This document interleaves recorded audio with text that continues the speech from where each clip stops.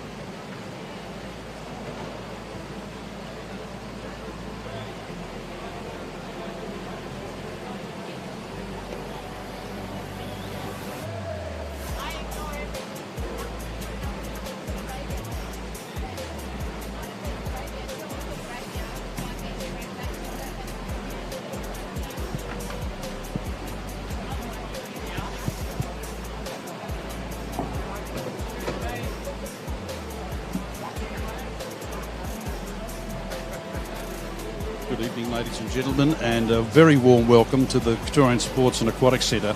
This is the second day and the finals night of the 2022 Victorian Open Short Course Swimming Championships. And with me at the commentary table is Tim Roberts. I'm Stephen Maloney, and I want to welcome all the viewers to what is going to be a remarkably impressive event tonight. Tim, there's some pretty amazing swimming we've got tonight, isn't there? Yeah, there should be some good events tonight, Stephen. The men's 2IM probably should be a really good one. And the women's women's 100-metre backstroke as well, the event straight after it. There are probably two in the middle of the program that are ones to look out for. And also probably the men's 50 free. We always love a 50 freestyle. And also at the end of the program, we've got the 100-metre freestyle on the women's. I think that's also another good one to watch. And then obviously we're finishing off with a few relays, which is always a great way to finish the program. A couple of the highlights for the meet tonight is going to be, in my eye, the 200 metres men's freestyle. There are four absolutely outstanding swimmers in this race. And one of the standouts is Noah Millard, who swims for both Yale University in America and MLC Aquatic, and he's looking to swim a very big time tonight, so fasten your seatbelts on that race as well. I agree with you, Tim, about the 200 IM, and that's another pretty storied swimmer we have in Victorian, David Schlicht, who's out to prove a number of things in the sport of swimming in Australia, and he's back on the summer break from Arizona, where he trains over there with the great Bob Bowman.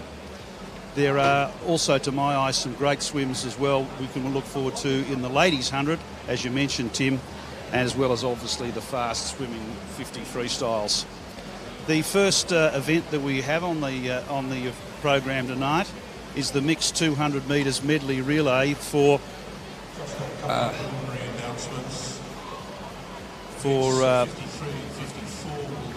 all swimmers and all clubs.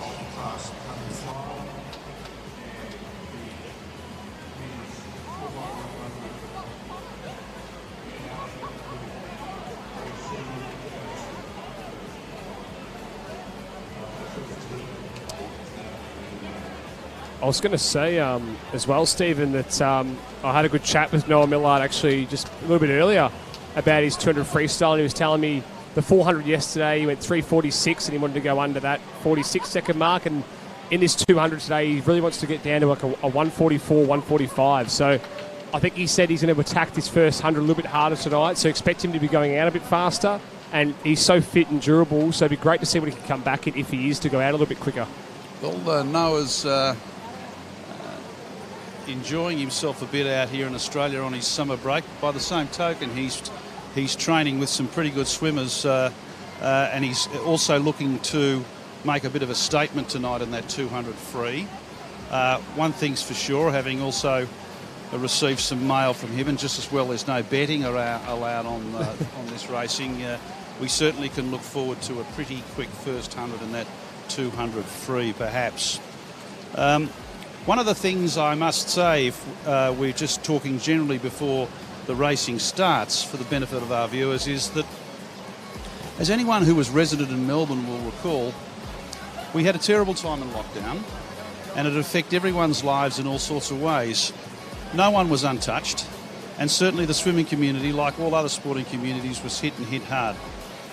One of the things that we're seeing playing out at this meet is an incredible series of fine performances from 13, 14 and 15-year-old and 16-year-old swimmers, because the open ranks of swimming in Victoria has been somewhat diminished for two reasons. One, the lure of swimming in Queensland, and two, the hastened effect of COVID on people in their mid-20s saying, perhaps I better go out and get a job. Would you agree with some of those things, Tim? I definitely agree. I think when you're an open athlete and you're trying to train 6, 7, 8 times a week and you lose 6 months of the year, it's a huge amount of time. I think when you're a younger athlete, you can bounce back a lot quicker. And that's why I think a lot of those open guys who are at that top level, they couldn't afford to lose 6 months of training or give the other states an extra 6 months on them heading into a trials for an Olympics or heading into a trials for a Com Games or Worlds. So they had to move for a lot of them, and I think it was good for a lot of them. And you saw the ones that did move into state, like Matt Temple, Brendan Smith, for instance, made teams that have won multiple medals at multiple World Championships, Com Games and Olympics now. So, and even Mac Horton, I know he moved also up to Queensland, and he's a distance swimmer, and you look how well he swum recently. So I think for a lot of those top guys, it's been worth it. But now it's about for Victoria trying to get that next group coming through, as you're saying, in that 13, 14, 15 and 16 age groups, pushing back up and through. And now that we've had a solid short course season, heading back into long course, these guys should now really start to fire. If you can see, for those that are really interested in diving into greater detail in the sport, this weekend, for example, the Queensland Short Course Swimming Championships Open are also being conducted, as have the New South Wales Short Course Swimming Championships being conducted. If you go into the final of Queensland Short Course Swimming Championships on each and every meet, each and every event, you will see at least one, possibly two, up to 4, and sometimes I counted 5 Victorian swimmers swimming in those finals in Queensland. Now, to my eye, what that demonstrates is two things. Firstly, there has been, on a longer-term basis, considerable contribution that this state has made to swimming as a per capita output. And secondly, this weekend has been a wonderful opportunity for Victoria to demonstrate that we are back up and running. We, having been closed down, as Queensland was not, are now back open for business. And there are so many wonderful young swimmers who are competing in open company and so well, and it has been really uplifting, Tim, for me to see that this weekend. Yeah, it's been great. I think the short course season is always a bit of fun too. You know, it's the fun season. A lot of swimmers sort of take it, not saying they don't take it seriously, but a little bit more relaxed about it. And it's a really good chance for you to work those turns, work your skills, and then get yourself ready for long course. So this is the first event of tonight's program. It's the event number 50, which is the mixed 200 metres medley relay. So in other words, that's 4x50. This is the first heat of 3 heats. And in lane 2, we have the Swimland Club. Lane 3, the Maccabi Ajax Swimming Club. Number 4, Ballarat Gold. Number 5, Swimland A. Number 6, Seymour and District Amateur Swim Club. And lane number 7, Ringwood Swimming Club. Good start there in the middle of the pool from Swimland. Out in the 30.7 there was Patrick Forster as they're moving into the breaststroke now. Now the current orthodoxy amongst this new program of events, which is the inclusion of mixed swimming relays, the current orthodoxy is to have the 2 men go out or the 2 young boys go out first. Now, that's not being first and second. That's largely happening here. What do you think about that theory, Tim? Yeah, I know a few coaches I've spoken to have always gone fastest to slowest, has always been their mentality with it, and then you're trying to get out and then hang on to that lead. I mean, there's no right or wrong way to do it, is it, for a relay? Whatever works best with your team in like the splits and strengths and weaknesses of your team. And so it looks like Swimland's still in front here. So coming into that freestyle, is a good underwater there from Swimland, and they broke out there almost at that 15. So special mention there to Swimland, Darius Schultz swimming for them. He's also over 30, so we've got another over 30 swimmer, which is great to see. Swimland, of course, have a very large array of learn-to-swim school programs throughout the suburbs of Melbourne, and they provide an opportunity from that learn-to-swim program to progress the swimmers into squads and into a club competitive basis. And what you're seeing now is the product of that plan that Swimland execute.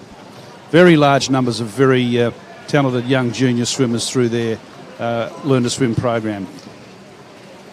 Now we're coming up now for the second heat, and this looks like to have a full complement of swimmers across lanes 0 to lane 9. Tim, one of the difficulties, of course, when you're swimming short course with the big boys is the wake that they create. Yeah. And when we're going to see some of those big men coming out later in this meet, but when they're competing in relays in short course, they throw up a very large amount of water, which is difficult for swimmers next to it, unless they're of equal size, to hold the water, grip the water, move through the water. And that's, of course, one of the moving theories why it's also good to get the men out first, because they can cope with one another rather than having a woman put up with the chop created by someone like Magnussen, isn't it? Yeah, I think so, yeah. Well, because in short course, there's only so much room with the pool, so the waves are going to bounce around in here a lot more. And especially those middle lanes, you see the wash when it comes in, it's huge. And that's why it's so important about nailing those underwaters and those changeovers into the wall as well. Mm. So we have in lane 0, Camberwell Grammar. Lane 1, Yarra Plenty Waves, the newly merged club, which is doing quite well. Lane number 2, Ballarat Gold. Lane number 3, Melbourne Swimming Club. Lane number 5, Melton Swimming Club. 6, Geelong. 7, Doncaster. 8, Melton B. And 9, Essendon District A. Looks like a good start here from Doncaster out here in lane 7, although lane 1 also going well there with CGGS there, leading us through to 27.46. They train in what was once called the Mac Horton pool. Yeah. But then Mr. Horton had something to say about a certain other athlete, and they took his name off the pool. Couldn't understand that. Yeah, I never understood that either. Sounded pretty controversial to me. Olympic gold medalist as well, you know. Not sure what else he could do.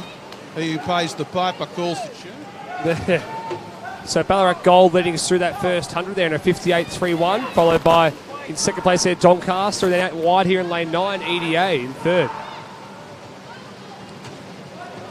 Romy Hurd has just completed in lane 3 her lap. That's a very talented swimmer from down in Geelong.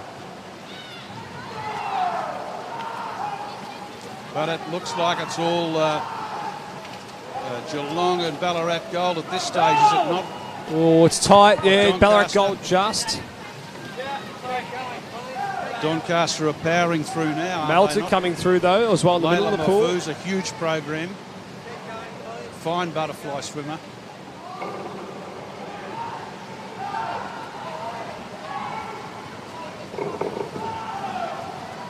But it's Manama Foos.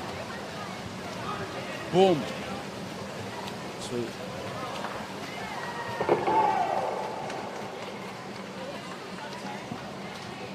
Now, touchback hasn't worked here with that, but Melton did take that heat out there. They did. I'm not sure about the time. It hasn't come up here, but it was pretty fast. It was definitely under that 155, around about 155. Yes. from what I was looking at. So we're now 154.71. There we go. Well, good call there, Tim. Yeah. So at this stage, the gold medal number is 154.71, and if Vic Centre and Nunawading go anything like what they're promising to do, it's going to be 10 seconds or thereabouts quicker than that. So some of the big boys, as I was referring to earlier, are already out there now. You can see them flexing their biceps, gently caressing their pectoral muscles. Do you think it's essential to Slap yourself? slap your pectorals so hard that the blood's rushing to every part of your body? Is that a necessary? I mean, every swimmer has a mind or in the body. I think it's a mind over matter thing, but I think it's whatever suits a lot of swimmers. You know, everyone has their superstitions of what they do before a race. You know, some will flick their goggles and touch their cap. Others have to stand on one side of the block, have a foot on the block. You know, there's different little things. Rafael Nadal, the greatest tennis player of all time, can't step on cracks. I've never seen any swimmer in swimming who is anything other than meticulous. In lane 1 we have Surrey Park B, lane 2 Surrey Park A, lane 3 Nunawading A, 4 Vic Centre A, 5 Bayside A, 6 MLC Aquatic A, 7 Western Melbourne Propulsion A, 8 Nunawading B, and 9 Western Melbourne Propulsion B. What a start. Who's leading this out? Yanning Zhang there out to 24.78 in the backstroke. Did you see the underwaters there? Out to 15 off both walls.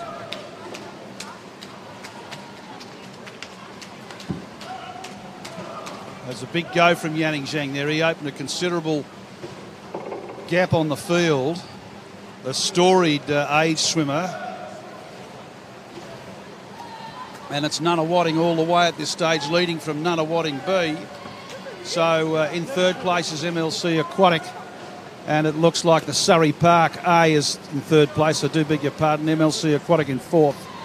But it's all the Nunawading A team, and it's Olivia Lafoe out there now doing the butterfly. Multiple gold medals at this meet. Now, if I'm not mistaken, is that Andrew Lauderstein in the water there doing the butterfly leg for Bayside? You can watch him at the breakout here in this fly. And he's made up a lot of ground here in this butterfly leg. He hasn't forgotten how to do the underwater. He has not. Maybe he's putting on a clinic for those kids he wants to bring through the program.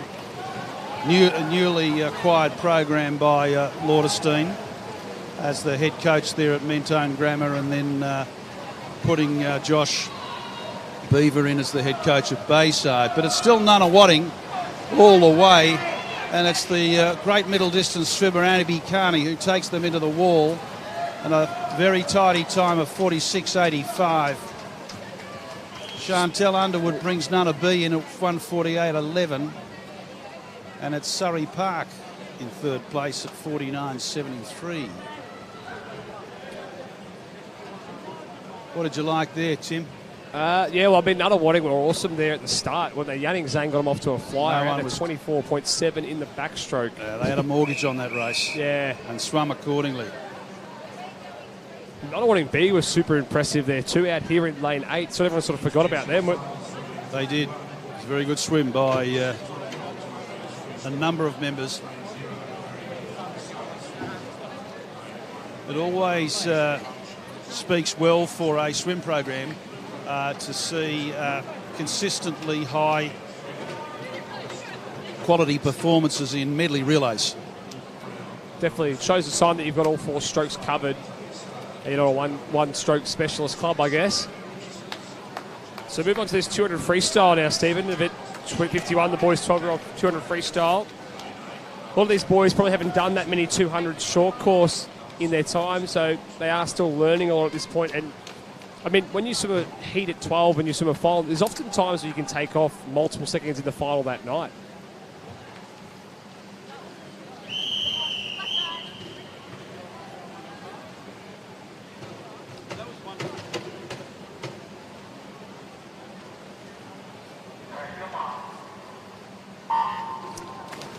In lane 0, it's the Sale Swimming Club. In lane 1 is Tiger Sharks, 2 Loreto Aquatic, 3 Melbourne Vic Centre, William Goldstraw, 4 is Luca Brown. 5 is Cody Saeed from Terrelgan. 6 is Jacob Rishes. 7 is Austin Chien from Camberwell Grammar. Noah Chappell's in lane 8. And Noah Stevens from Geelong is in lane 9. Had a good opportunity to chat with the junior Pope, not Ian. Ian Pope earlier about one of the young guys he's coaching, which is Luca Brown. He said he's a great trainer for a 12-year-old boy. Listens really well, really disciplined. And you can see he's leading through here at the 75 out to 44.21. He said just seems to pick up stuff at training really quickly. And yeah, as I said, listens really well. He's able to adapt and put it into practice. Well, if his heat time is any indication, he should comfortably win this race. He certainly got a number of the signal features of a good 100, 200 metre freestyler with the way in which he stretches out and catches the water at the front end. A talented young man, but let's not get too excited about any individual in this race. It's just wonderful to see 10 young men and 10 young ladies aged 12 being able to stand in the corridor and watch some really top-end swimmers compete in those relays beforehand. I can recall when I was 12, the closest I ever got to a superstar in any sport was to sit in the stands. Yeah. Now in this sport, these kids you see swimming now are standing in a corridor, waiting, and they were watching Olympians and swimmers of great and glory do their stuff. And they can say, I was there when the day when so-and-so did so-and-so. And you can't put a price on that. It's Luca Brown, beats his entry time, swims at 2:04.92, and basically takes the race from Cody Said by more than 4 seconds, and congratulations to the young fella. Gold straw in third there in a 2:14. Yeah, as I say, it's a great opportunity for these younger athletes. They get to be in and around the open superstars, you know, in the warm-up pool, in the corridor, around the marshalling, around pool deck. And they get to see how they race, the things they do before the race too, the pre-race things that they do. We now move to event number 52, which is the 12-year-old girls 100 metres freestyle. In lane 0, Jasmine Hume from Vic Centre. Lola Shishames is in lane 1 from Vic Centre. Zara Jeffrey from Camberwell Grammar is in lane 2. Lucy Doyle, 3 from Ringwood. Zahia Snyders from Geelong in lane 4. And she's got a very a big lead on the entry times into this final. Mia Mifsud in lane 5 from Essendon. Joanne Lau from Artemis in lane 6. Cyrella Bedra from Haileybury, lane 7. Celine Incarni from Bayside in lane 8. And Karma Farming in lane 9 from Nunawading.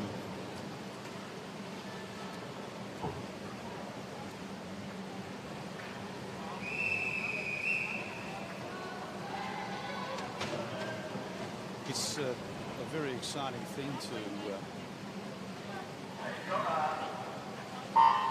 watch some 12-year-old swimmers jump out in an event like this. They're swimming against the best of their peers. They're swimming in a meet with the best swimmers in the state, bar none. As we see that Artemis Joanne Lau come into the turn first, EDA second, and Geelong third at this stage, and there's nothing between them. Yeah, that girl in lane 5, Joanne Lau, lane 6, I'm sorry. She looks a very impressive swimmer in lane 6. Yeah, she. Artemis, yeah. I was going to say, she's been really good all weekend, leading out in these 200s. I think she's raced multiple 200s and often leads at the 100 and takes it out pretty quick. Would Brad Harris be coaching her at Artemis? I'm not entirely sure. But it's the girl Mia Mifsud from EDA who's taken the lead back here. She's a slightly smaller framed swimmer from Joanne Lau, and so it'll be interesting to see if her technique can hold her through here as Lau's challenging her again. This is quite a battle between the two of them. And the Geelong swimmer Zahid Sniders is also pressing a case for the major places. In fact, she's swum through Lau here. Yeah, Zali Schneider's coming through from Geelong, having a really strong third 50 there. You can see her working that third 50 really well. I know it's always called the Premiership Quarter. And I wouldn't ride her out of this race yet. She's finishing really strong there, Zali Schneider's.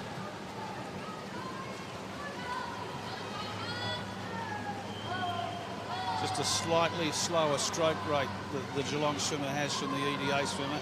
She's giving it her all, this EDA girl. She's had the lead taken away from her twice, and she's snatched it back a third time now. And she's got a real turn of pace here in the last 20 metres too. That's a mighty impressive swim from that young girl. Mia Mifsut, 2:13.74. She's waving to Grandpa. She's waving to Grandma. She's waving to that brother in the stand who told her she was no good. She's as happy as Larry, Tim. Yeah, I mean, she's just absolutely smashed that. Taken off 4 seconds off her time this morning. Oh, she came to play. Mum and Dad might even let her sleep in tomorrow after that. She'll miss geography. Yeah. And probably basket weaving, and then she'll be back for the third period in maths in the morning. Well done, Mia. Congratulations to all the swimmers.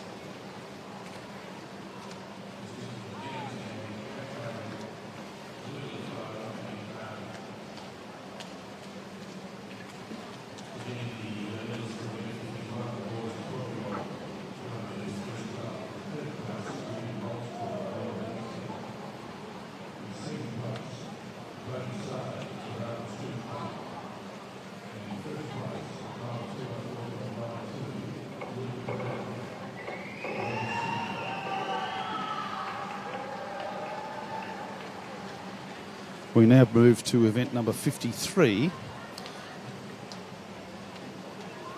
which is the men's 100 metres butterfly multi-class.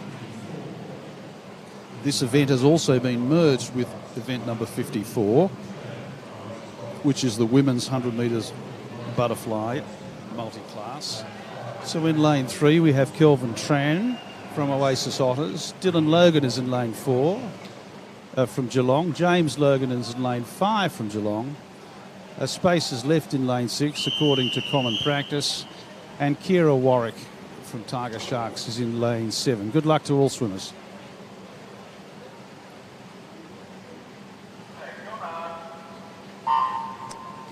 Yeah, we've sort of spoken a little bit about the categories over the weekend too, and how you're not technically sometimes, it's not really based on who you're racing there. It's all about the categories and world record time. So Dylan and James are from the S15 category, while Calvin Tran is in a different one, he's S14. So the two of these boys here will be directly racing each other, while Calvin is in a different category.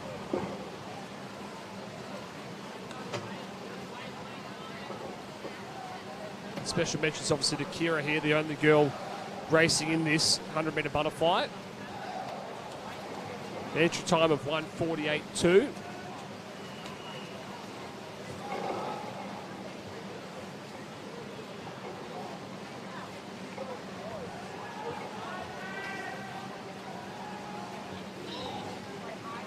So Dylan Logan now coming down the wall here in this 100 butterfly, and he's done a great swim there. 58.42, 59.27 was his entry time, so he's smashed a PB there.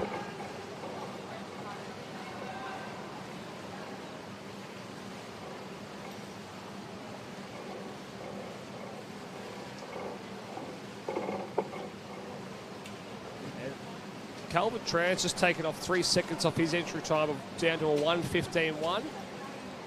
And James Logan's also pretty much gone right on his time, which was 1:17.5. He's on 1:17.8. So another quick swim there too. So a fast final from those three there.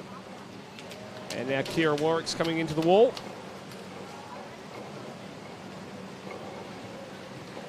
And the crowd raises their hands together in the usual way to congratulate Kira Warwick for a very courageous swim.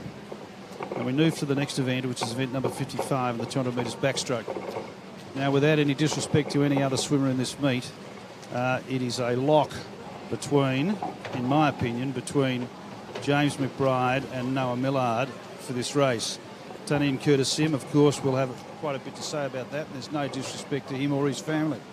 The question's this: how much of what Noah's got in the tank does he want to spend to see if he can knock off McBride? There's no question whether he can or can't, or that he can. The question is how much does he want to, how many pennies does he want to spend tonight so as he can take out that big one in the 200 free with an Australian world-class time in the 200 free. So we'll be watching very, very carefully this race between the top three swimmers.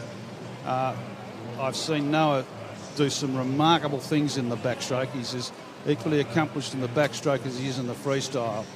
So McBride's got quite a few years, little bit more experience on him. What do you think, Tim? Who are you putting your two bobs worth on? I think James McBride will take this one out in this 200 backstroke.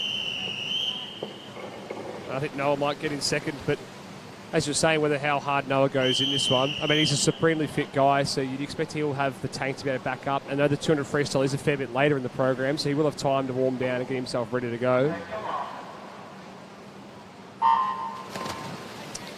Looks like Tannen Curtis-Murden had a good start there in terms of reflexes, but Noah Millard, broke out off the wall, probably the best there. Lane 1 beyond, lane 0 beyond 1 Cunningham, 2 Morrow, Millard 3, McBride 4, Curtis-Sim 4, 6 Christy Crane, 7 Tulloch, Driascus 8 and Zhao 9. So it's Noah out in front at this stage, and he's got a full body length on McBride. Oh no, 3/4 of a body length. So he's made something he's made a bit of a statement so far in that first lap. Yeah, it was a fast first 50, wasn't it, from Noah? And it's great skills. It looks like he's been really working on his skills when he's been away in America, and that sort of short course yards, short course meter work that they do at the college racing systems. Well, it looks like Noah's not bursting on every cylinder at this point, but I can tell you there's a lot of leverage going on here with a very controlled stroke rate. There's no kick yet. That's a nice turn there he's put in. He's showing McBride that he's got a world of work to be done if he's going to pass the storied MLC aquatic swimmer at this point. I haven't calculated all the times, but he's tracking very well, Noah, from McBride, a quite accomplished swimmer in his own right. And the swimmer from Propulsion is got quite a battle. Surrey Park's got quite a battle with Christy Crane going there for 3rd and 4th, Tim. Yeah, it's all about Noah Millard, though, in the middle of a pool here. He's going to go under that 2 minutes. There you go, he does. 1:59.11. McBride in second there at 2:02.2. And Sebastian Christian Crane gets it there at 2:04.5 for third. He just touched out Tannen there by 0.09.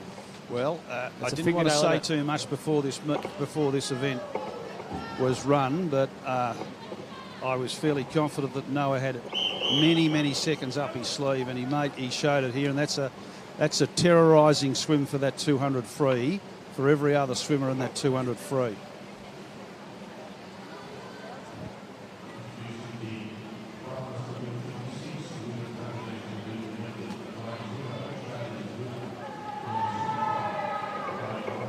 Now, the next event is event number 56, with MLC Aquatic having taken the gold in the previous race. MLC Aquatic have got the fastest swimmer into this final tonight, Ilana Torrance in lane 4, but it's Charlize Bunner in 0, Holer 1, Maika Vree 2, Barrett 3, Torrance 4, Lafoe 5, Mafuz 6, Olawanyi 7, Brandel 8 and Pristin 9. Now, Torrance has withdrawn from 2 or 3 other events in the heats this morning to concentrate on this, to see how close she can get to Holly Barrett. And Liv Lafoe is going to have a lot to say about this as well, but we'll see whether a breaststroke can keep her in the game. Well, I've spoken a lot about over the weekend how good Holly Barrett's starts are And she seems to always break out about half a body length in front of everyone else. Did again. And did again just then. And she's going to lead through this 25 in the fly. Torrance coming in. Oh, no, it's Marfou's second, the butterfly from Melton. Now look at that underwater again off that backstroke. Holly's showing why a dolphin, you get the dolphin number in Australia, you can do your underwaters, and Holly's showing that in incredible style at the moment. It's daylight between her and the rest of them. But we'll see what happens after this breaststroke leg. Torrance is hunting down LaFoe. LaFoe coming in second at this stage, but it looks like Torrance might claim LaFoe at the turn. Holly Barrett's comfortably out in front and will do all that's necessary to take this out. Torrance is coming in second. LaFoe is in third at the moment. And so the two local girls, Torrance and LaFoe, are dueling it out. LaFoe's gunning down Torrance. Torrance is gunning down Barrett. Look out. Oh, no. But Barrett gets it out there, 101.8, followed by Alana Torrance and Liv LaFoe. Now, that's the first time Alana Torrance has ever beaten Liv LaFoe in competition. And that is a fantastic outcome for the young age swimmers of Australia in Victoria to see what's required to be done. As I recall it, it'll be something like about 104 high, 105 flat to qualify for the Australian short course 100 metres IM. That's well inside the qualifying time, and anyone who can swim the times we've just seen now can look forward to swimming in a final at the Australian short course.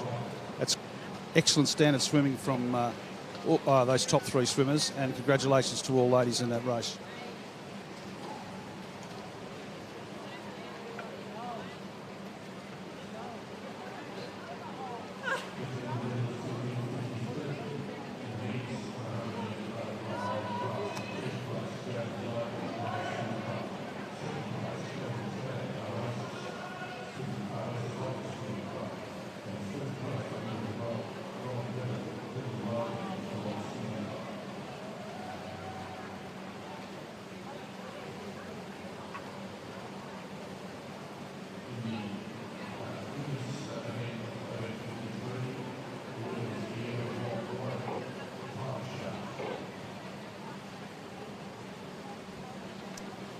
And so going to hit now event 57, the boys 12-year-old 200-metre breaststroke.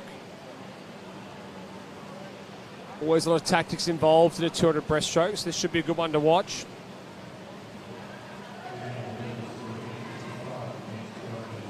So we are just doing a few medal presentations first.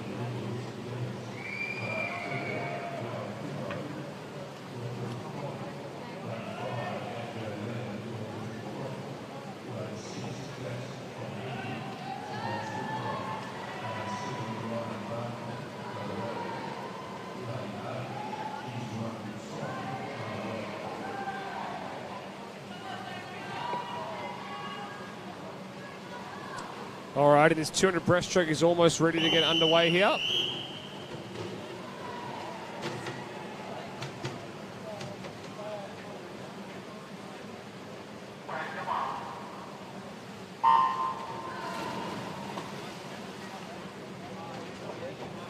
Yeah, it looks like the best of the starts in the middle of the pool there from Noah Kyo. And this 200 breaststroke is really important about tempo, length and glide early on, but still going out pretty quick. And you're trying to build each 50 here. So Noah Kyo there leading us through the first 25 there at 17.1, followed by Anne J. Lamb. In this short course, it's also a great opportunity to nail those turns and split strokes. You get that free 7 or 8 metres off the turn here. It looks like Xavier Eagle from St. Leonard's. And coming through here, he's going to lead through. No, it will be Noah Kyo just in front. Had a good chat with Xavier Eagle's coach a little bit early on, Carrie.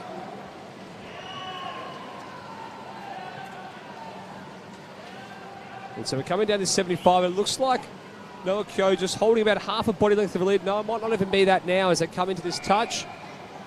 It's very tight between these two boys. And sitting in third place is probably Anjay Lamb. Also having a good swim though is Eugene Tang. And alongside him over this side of the pool is Dax Cornheady. But it's good to see Noah attacking the first 100 out there in a 120.0. So these boys are attacking the first 100 pretty hard here, which is good. Giving themselves every opportunity to go out hard in this second 100.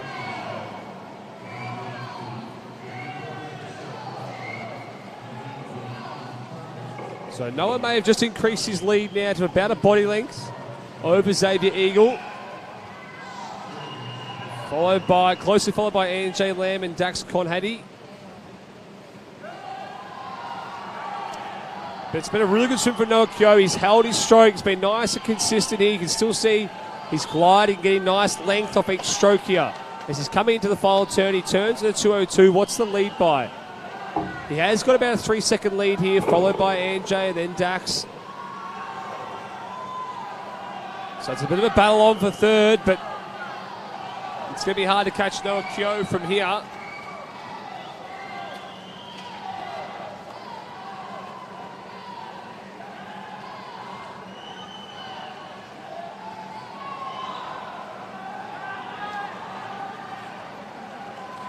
And Noah Keogh, this is going to be a great swim by him, coming down the wall.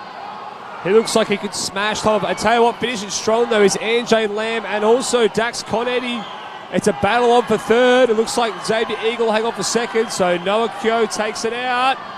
Followed by Xavier Eagle in second, and Dax Cornheady with a strong last 50 picks up third in a 2:51. So these young lads have absolutely smashed time off there. 7 seconds for Noah.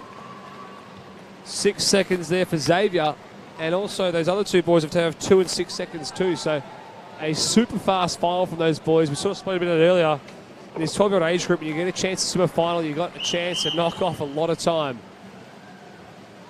And Noah Keogh giving a little celebration to the crowd there, which is good to see as well.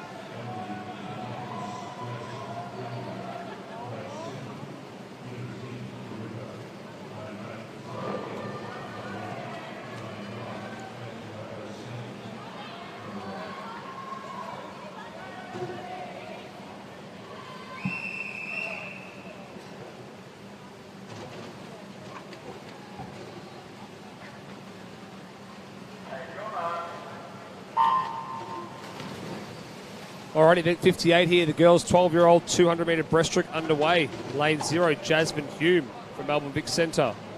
In lane 1 from Melbourne Vic Centre, Chloe Zhu. In lane 2 from Nunawading, Lily Chan. In lane 3 from Melbourne Swimming Club, Caitlin Ord. In lane 4 from Melbourne Vic Centre, Lola Shashamis. In lane 5 from Melbourne, Grace Doby. In lane 6 from Ringwood, Emily Theoponis Madison. In lane 7 from Loretto, Vera Zhang. In lane 8 from Nunawading, Zoe Gant. And in lane 9 from Nunawading, Angela Arasandi. And we're coming down into that first 50. It looks like Lola leading us through there at 38.3. Closely followed by Caitlin Ord there in lane 3.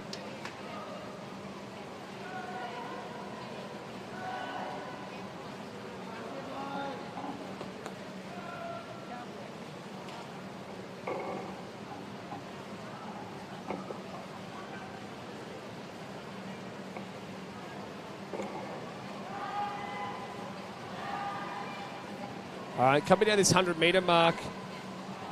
It looks like Lola Shashami is going to lead through this 100. Let's see what the time is here. She's going to go under that 120 or around that 120. Out to 122.00, followed by Caitlin Ord. And in third place, Emily Theoponis Madison.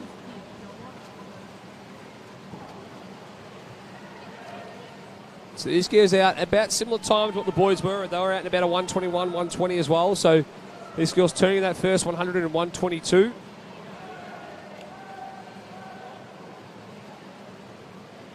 And Lola had a really good first 25 of this third 50 here. Attacking that wall.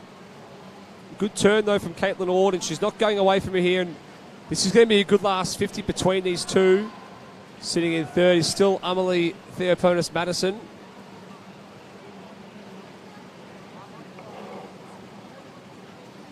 So it's about a second difference between Caitlin and Lola here as this last 50. And to tell you what, Caitlin is not going away here.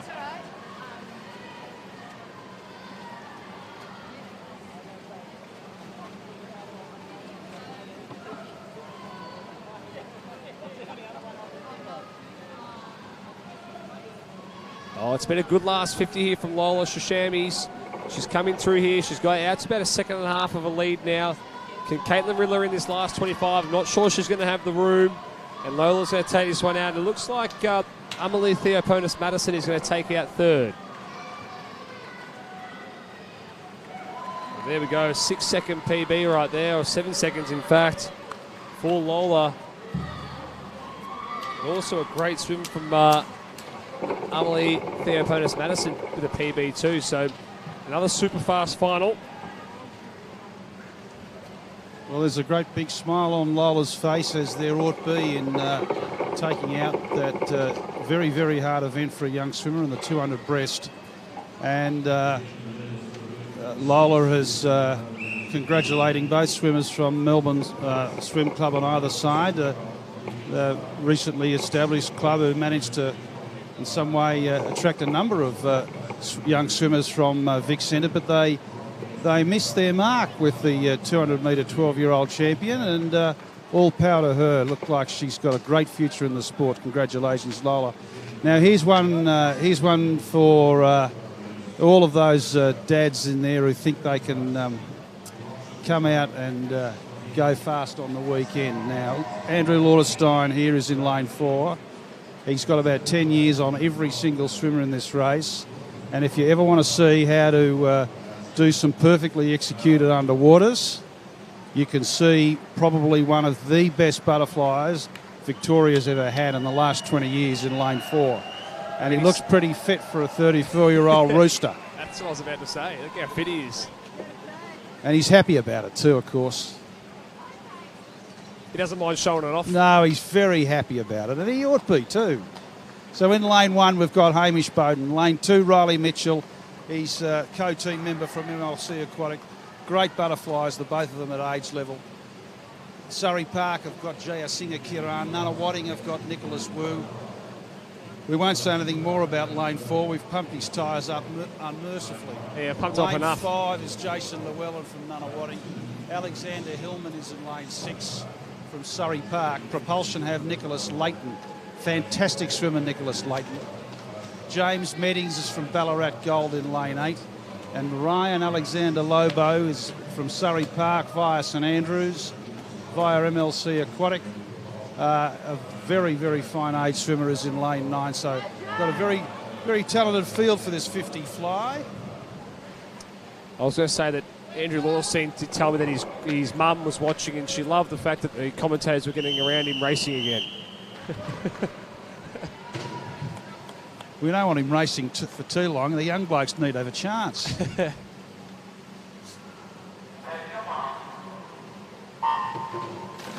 at that. Boom. Well, I think Jason Llewellyn got the best of the starts. Llewellyn got him on the start and on the underwaters. Yeah, but Lordo's still touching it front. Oh, there's that underwater there, though. That's the one. He's got the strength of Nunna on either side in Wu and Llewellyn, and it looks the way that'll be. Lauderstein 1, Wu 2, Llewellyn 3. 23.88. Thank you, Mother, for the rabbits. It's easy. Not a bad swim, was it? At that, over that distance, it's not about him. It's about his mum and dad, isn't it? It's the natural skill. Yeah. How much training was in that, Tim? I wouldn't have thought much. I did ask him, how much are you doing? And he said On a good week, 1 to 2. That's on a good week. Well, So he's got to carry the suitcases full of cash from the engine business to the bank. That probably keeps the guns going, doesn't it? Yeah, I think so. Very, very good business engine, and we're giving that a plug as well. Well, I think his partner in crime, Mr. Beaver, was meant to have a bit of a race at some point too, but I can see him just over to the side of us there. He's coaching, so I want to see Beaves get in there and have a bit of a paddle. Someone's got to coach the kids. Now,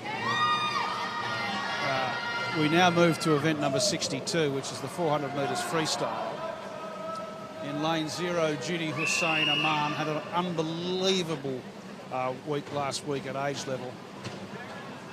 Barnwell in lane number 1.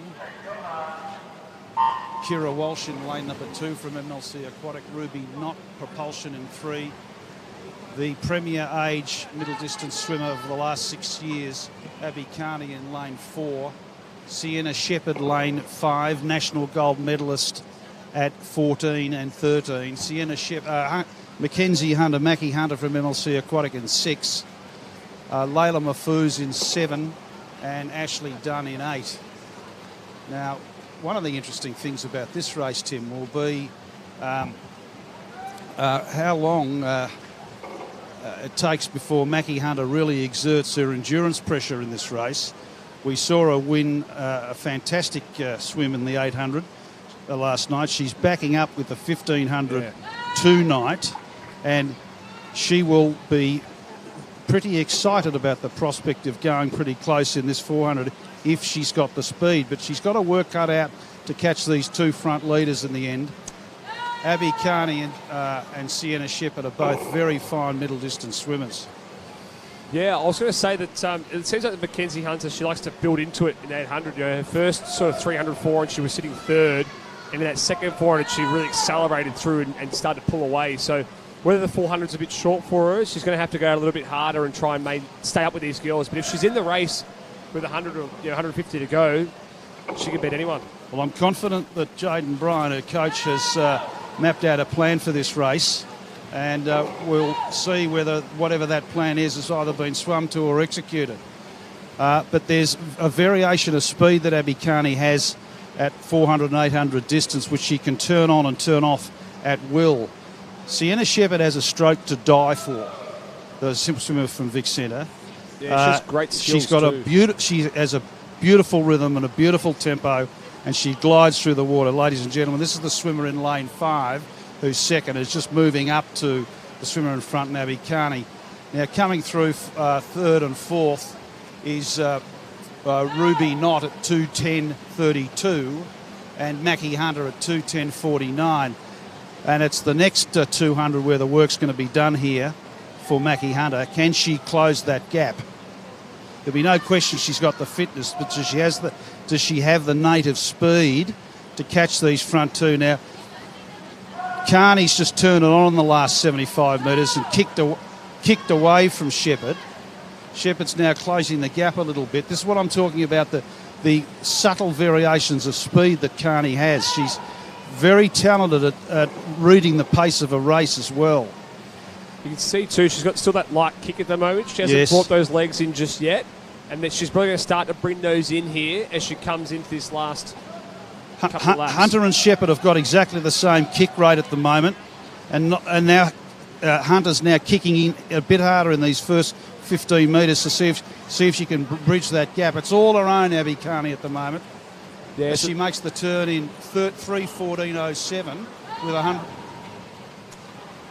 Well, it's that all-important third 100, isn't it? And she really accelerated in that third 100. She built each 100 here, and now she's on to this last part of this race, and she's going to try and accelerate and pull away. It looks like Mackie Hunter is swimming through Sienna Shepherd here. See what these underwaters are on the both of them. Who's got the better underwater? Boom, Hunter. Hunter's fitter. Hunter's fitter than Shepherd. You can see Mackenzie Hunter is really bringing the legs in now. You can see the splash coming up. There was more kick in that underwater on the turn. Here we go. Let's have another look at the underwaters here between those two talented swimmers. See, Hunter took a little bit more again off her. There's more kick in her legs. Also going really well, there's Ruby Knott there for propulsion, and she's still in this battle for second. So there is a huge battle on for second between those three. as Abby Carney now coming into her last 25. She's going to take this one out. You can also see that Abby Carney, she got off the flag, past the flags of every single wall, and well past the flags. Absolutely. Now it's on a final sprint here. So Mackenzie Hunter and Shepherd are going. Hammer and Tong here. Carney takes it out as she would and should. Oh. And Mackie Hunter, silver medal, 4:21.76. Out touches Sienna Shepherd, 4:21.77. And the bronze medal winner, Ruby Knott from Propulsion, in 4:23.26. So it's Abby Carney, a great pickup for Nana Wadding from the Cheltenham Club originally, doing all that she needs to do to take the state championship title in the 400. But what we've seen tonight is a coming of age of Mackie Hunter in taking that silver medal from Sienna Shepherd. Mackie Hunter went to her first Nationals 2 months ago. 3 years ago, Sienna Shepherd won a medal at Nationals. And so it was a very exciting race for a variety of reasons. Congratulations to all swimmers.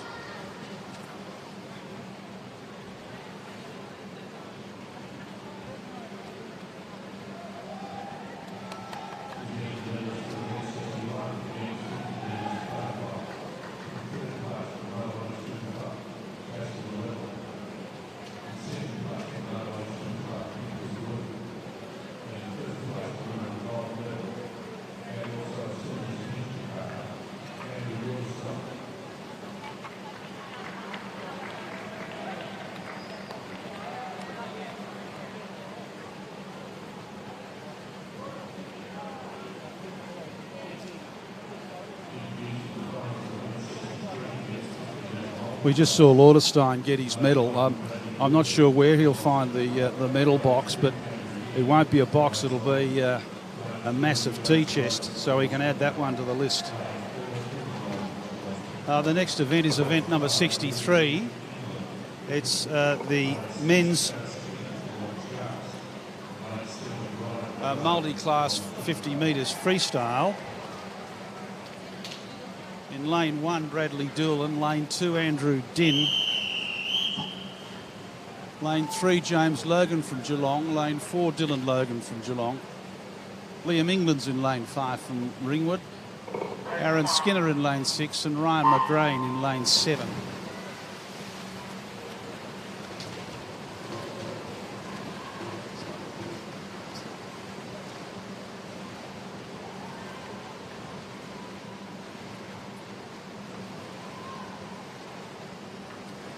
And in this race, it's, as we saw earlier, the considerability of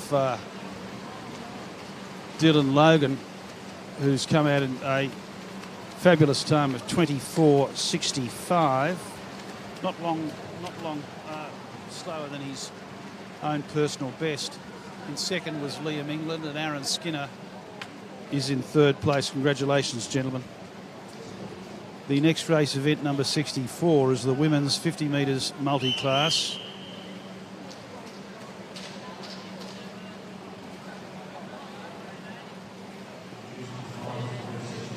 In lane 2, Olivia Miller from Wangaratta.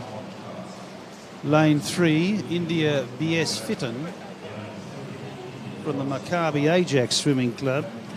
Lane 4, Jamie Lee Getson from Western Melbourne Propulsion. Anna Leighton in 5 from Ballarat Gold. Amber Stelling in 6 from Cheltenham. And Phoebe Mitchell in lane 7 from the Geelong Swimming Club. Phoebe's got a very big following in the pool tonight. We heard her family singing out, and we look forward to the tenderly aged Phoebe Mitchell at 30 doing what she loves. So these girls have had a huge program. Jamie Lee Getson called her a lot yesterday. Same with Anna Lighton, India, Beast Viaton. So these girls have been racing multiple races a day with multiple finals as well.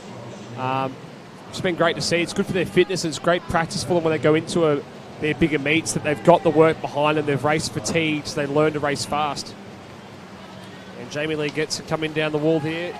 An entry time of 29.1. Let's see what time she goes here. Probably just a little bit over, 30.4. Anna Leighton there, small PB, 31.18. Followed by India there, who's just thrown down a 36. And then Amber Stalling, followed by Olivia, and then Phoebe Mitchell. So move on now to event 65. We spoke a little bit about this event earlier in the preview. The 200 IM. This David is one of the Robbie Dillison, Nick Finn Dyson. I was going to say the People's Champ, the 32 years young People's Champ. In this one, our man Nick Finn Dyson. Also Harvey Lark, Tanners Curtis Murden. So there's a lot of familiar names that we've called over the weekend. Well, in this event, we're going to see quite a battle in the breaststroke league between Jack Gurry and David Schlicht. Quite a battle in the freestyle league between Robbie Dillison and David Schlicht. And the fascinating question will be how much David Schlicht's backstroke has improved. Now, from earlier racing at this meet, we're seeing that occur. And if David Schlicht starts to command that stroke, we can see we can look forward to a very, very illustrious career, if we haven't had one already, from that Victorian champion who's come back to swim with us over his summer vacation. I was going to say also it's a bit disappointing we don't have Marco Sasanto in this one, because I know at trials he came 5th in the 2IM, went 203 long course, and at the Metro meet 2 weeks ago he went 158. So it would have been good to see what he could have done in this 200 IM against David, so it would have been a great battle between those two in the middle of the pool. So it'd be interesting who could take it up to David here, because Dillison's qualified 3 seconds behind him, and you expect that David should has more to drop tonight. I noticed the last night Tannen Curtisman in the 400 IM at the 200 metre mark before the breaststroke was right up there, so you expect he's going to go out pretty hard in the fly and back as well. And Finn Dyson's a pretty handy stroke in all four, so he's good at all four, so he'll be sort of trying to push through as well. I'm expecting David Schlicht to be very determined to post a good time in this race. He's had a very solid reaction time at 6-1. He's under waters as usual, and Schlicht is leading with half a body length from Dillison, with Gurry on the other side. But it's still David Schlicht out in front by a body length and a half now. He's got clear and clean water, and see how much he can use it, because no one's getting close to him with half the race. Well, at least the first leg over. Now, we watch closely with 2 body lengths at this stage how David's backstroke's going. That's a beautiful underwater. That underwater is as good as Lauderstein's. And so he's putting a big gap in here. He wants to go 158 here for sure in this race at this split with a 54.86. You can do the maths, Tim. Yeah, 54. You'd expect his breaststroke is probably going to get turning at 31, 32. And he's going to come home in that freestyle definitely under 30. He's going to be pushing this here. 157 maybe? We don't want to do any disrespect to any of the other swimmers, but in this particular race, the leader is in a class of his own, and he's out to show his coach, Bob Bowman, that he's not been sitting back, smoking cigarettes and drinking whiskey on the Australian summer. So turns it to 128.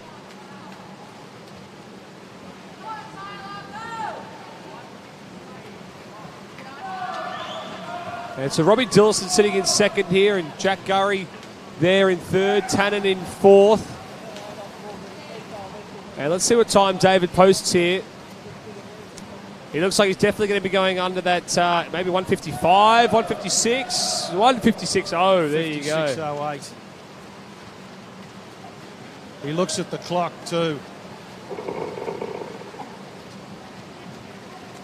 Coming in second, Robbie Dillison at a 202.99. Jack Gurry, 204.66. A very improved swimmer who's holding his own at open company. Tanin Kursidim fourth, and Nick Finn Dyson fifth. So that wasn't too far off Travis Marnie's 155.11. Still a long way to catch Mitch Larkin's 153.02. But the improvement and the signs are there to for the selectors to take note that Seabom Lee's not a lock on the number 2 position for Australia if David keeps that sort of performance up when he goes back to America and comes back for trials.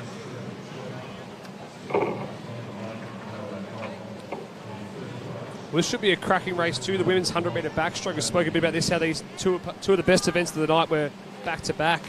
We've got Liv Lafoe. Sasha Jones had a great swim this morning, 101.8. She smashed a lot of time off in her 200 yesterday and this morning in her 100. Abby Carney, we just spoke a bit about her as well. You've got the veteran Sian Whittaker in this one too. Sienna Shepherd, we've called her name a lot too. So we've got a lot of big names in this final. Charlie Millard as well, the great breaststroker. So Mia Holler awesome in lane race. 1 is also a fine butterfly and a fine competitor. Olivia Lafoe is going to be out to exact some retribution for what may have been not the result she was looking for in the 100 IM. I'm not sure, but when I saw her a few moments ago in the corridor, she had that determined look on her face after that race. Sasha Jones is a considerably improved swimmer. Fine family. Her father's a good friend of mine, a technical official from New South Wales. Big shout out to the family as well.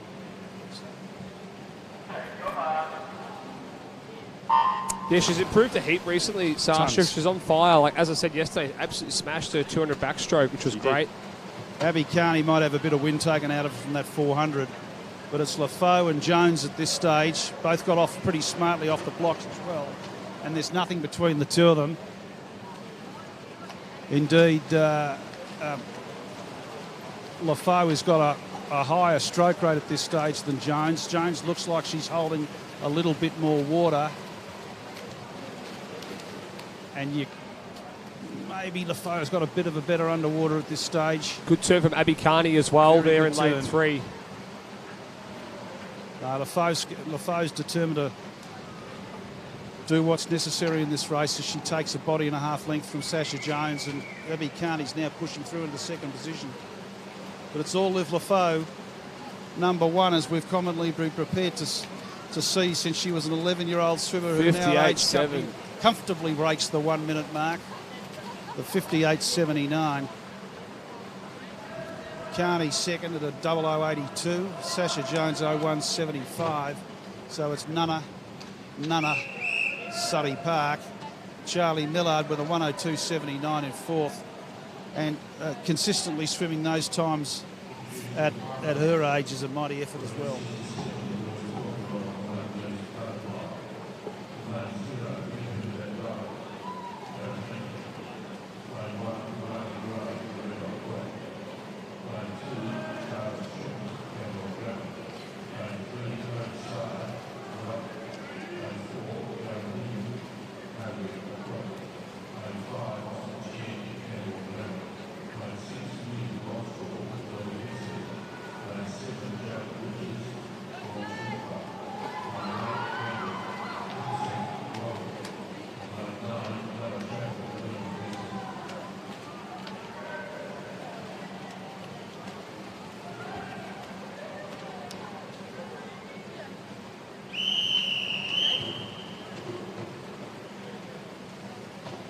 So we now move to event number 67, which is the 100 metres butterfly in multi-class for men.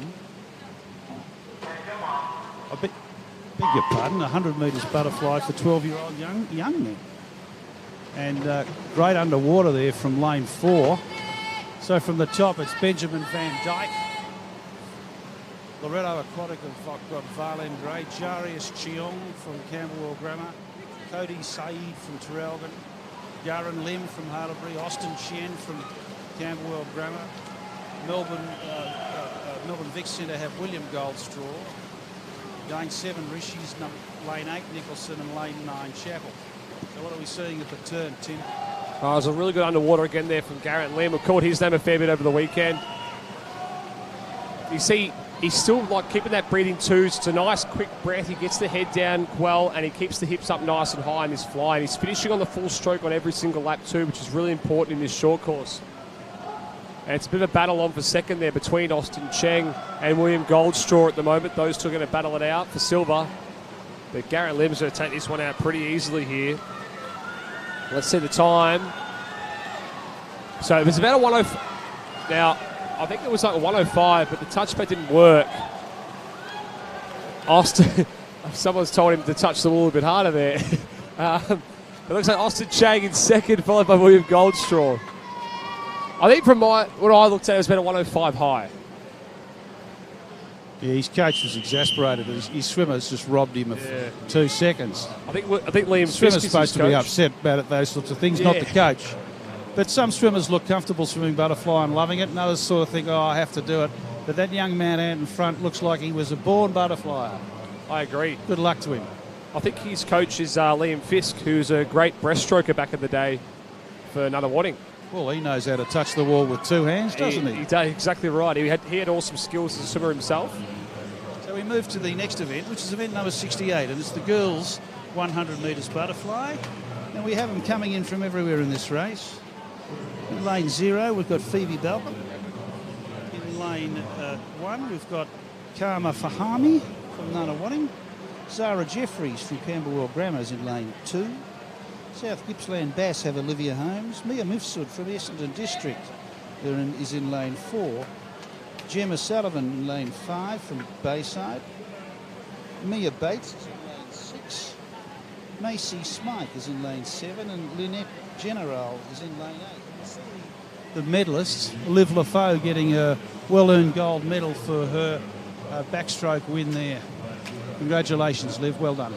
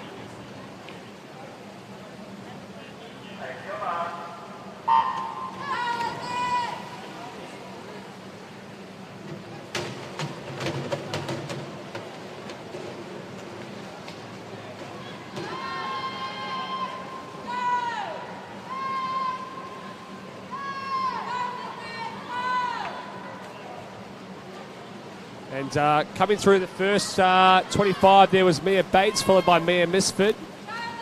And having a strong second 25, there is Gemma Sullivan from Bayside. As we're coming down to the end of the wall here of this first 50, will be Misford, followed by Bates, and then Gemma Sullivan, followed by Macy Smyke. So pretty tight battle between the top 3 here.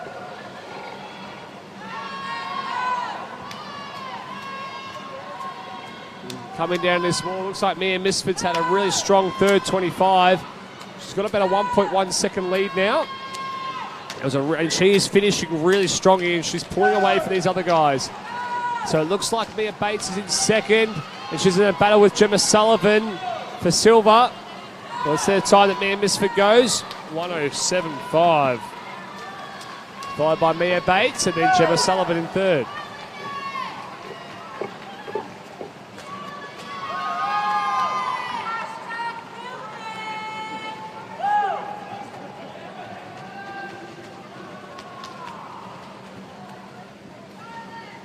The next event on the program, ladies and gentlemen, is event number 69, which is the men's 50 metres freestyle. In lane 0, Kiranja Singer. Lane 1, Lachlan Jacket Simpson. Lane 2, Xander Coates. William Laidlaw is in lane 3 as we see the results for the butterfly event, with Mia Mifsud taking out the event as announced by Tim at 1:07.50. William Laidlaw in 3. Andrew Lauderstein in 4, Benno Negri in 5, Johan Stickland in 6, Joshua Senor in 7, Nicholas Wu in 8, and Ryan Alexander Lobo in 9. Now, Benno Negri was in the Australian team with David Schlick, the Australian A team that went over to compete at the US Nationals a couple of weeks ago. He was. Benno swam some reasonable times over there, and he swam a cracking time yesterday as well, as I recall it. I forget what that was in. Was it in the 100 free in the heat? Yeah. Yeah. And I think so Benno's underwaters are just as good as Lauderstein's here, and Lauderstein's not going to get it all his own way. And it'll be very interesting to see how Laidlaw goes as well, because the three medal swimmers in this event are plainly the three best swimmers in this race, but we'll see what happens. Well, I think Benno may have came 6th in the final in the 100 free at trials at Com Games as well. Well, Benno's taken down Lauderstein off the blocks there. Lauderstein's moved back through, but it's Laidlaw out in front at this stage, I think. Oh, it's hard to say. There's nothing in it. Out wide over there in lane 1. Jacket Simpson having a good swim too. Yeah. I'm backing Negri. Oh. No, it's Laidlaw. Laidlaw. Boom, 22.58 Laidlaw. Jacket Simpson's come second at 22.66. And Lauderstein, 22.68 in third. Oh, maybe he should retire. 22.38. Oh, no. Oh, God. Just joking, Mum. Yeah.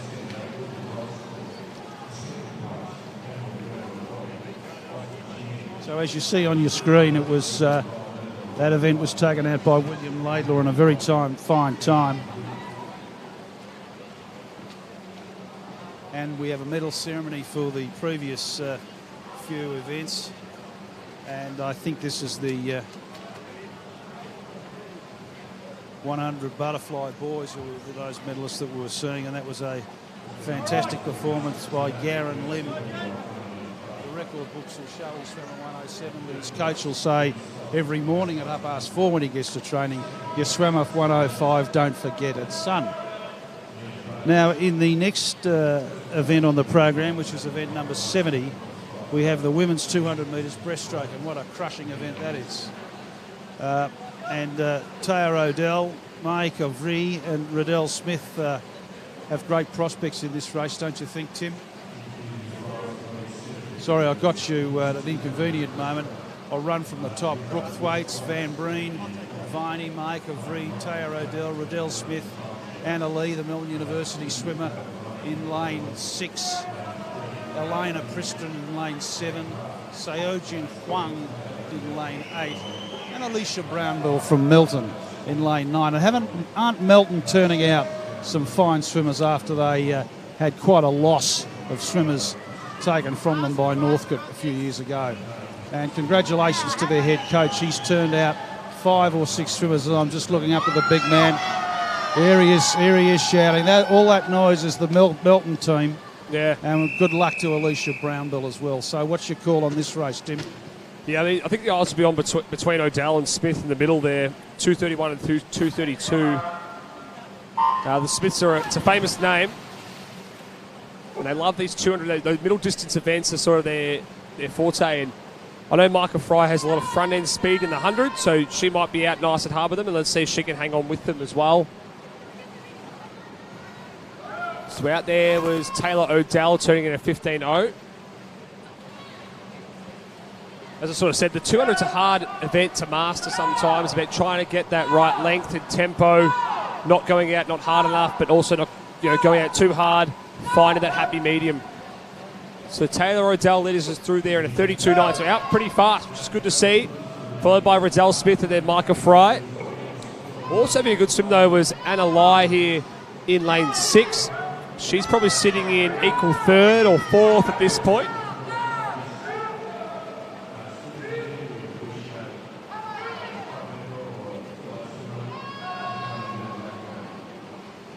And so we're coming down the 100-metre mark here, and Taylor Odell has a nice lead over the group, but Riddell Smith's right there with her.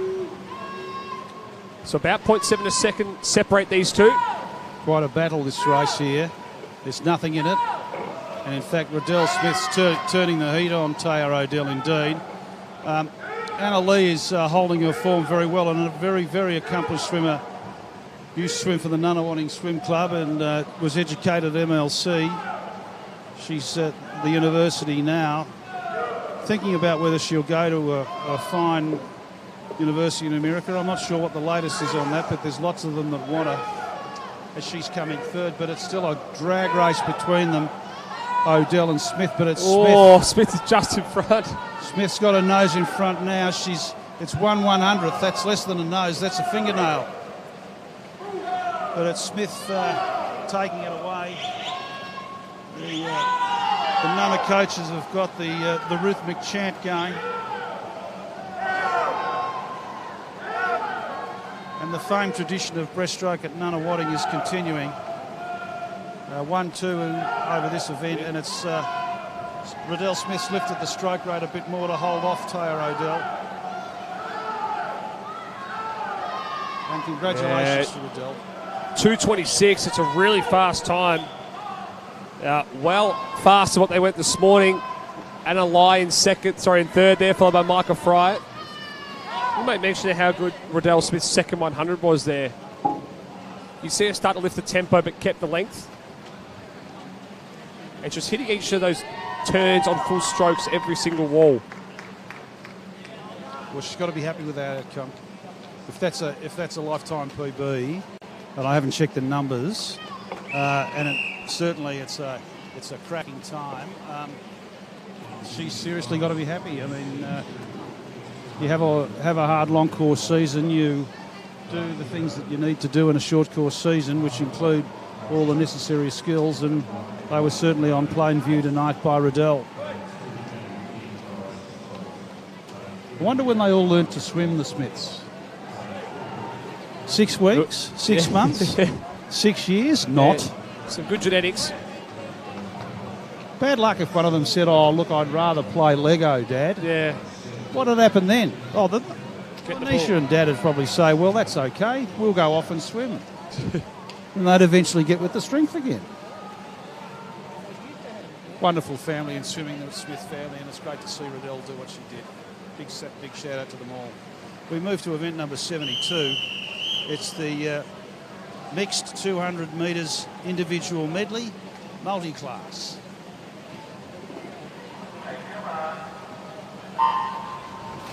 Lane 0, Kira Warwick. Lane 1, Ryan McGrain. What a lovely fellow Ryan is. I've always managed to get to speak to him at each meet. Wonderful company. Andrew Din in lane 2. James Logan 3. Dylan Logan 4. Jamie Lee Getson 5. Kelvin Tran 6. Hamish Keenan 7. And Aaron Skinner in lane 8. Looks like the Chief Logan is carrying on where he left off last time, Tim. Yeah. Heading for the third win for the night. He's been on fire in all of his events, James, and he's super consistent. He gets so close to all of his PBs all the time as well. Fantastic athlete.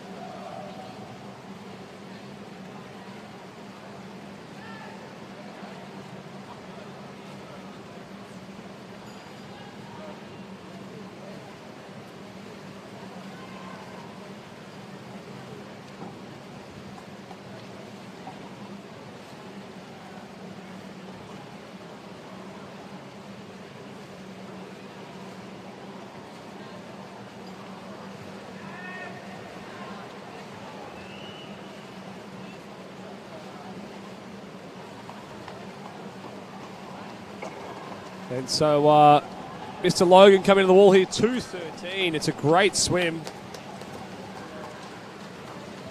As I said, he's so consistent. He's hit his time again.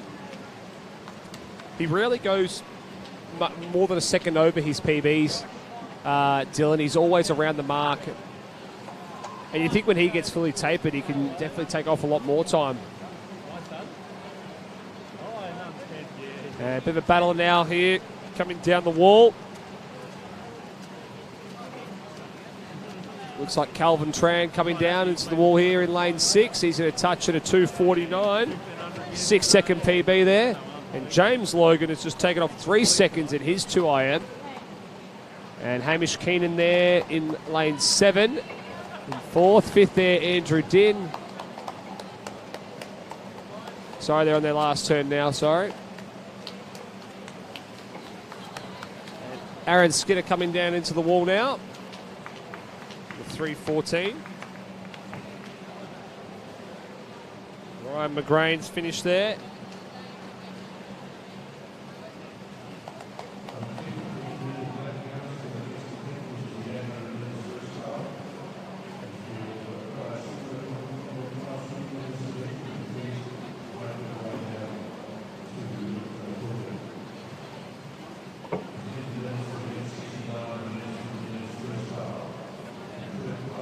And coming into the wall now is Kira Warwick.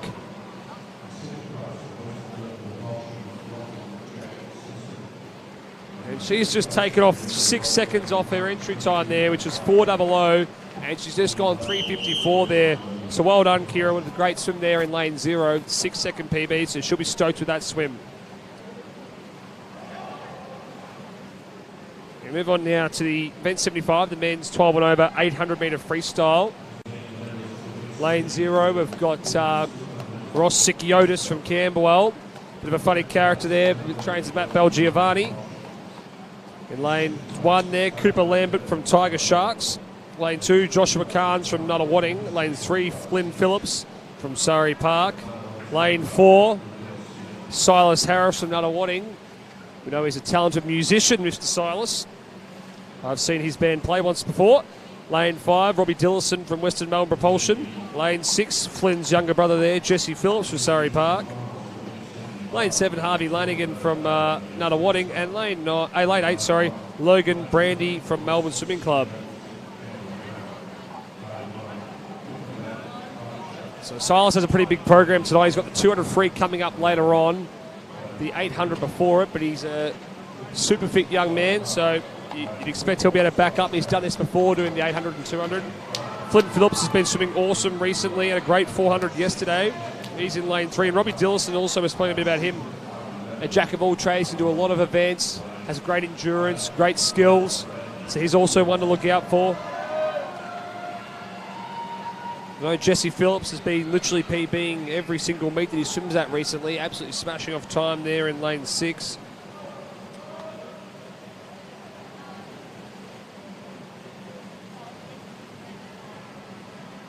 I think we're almost ready to go here.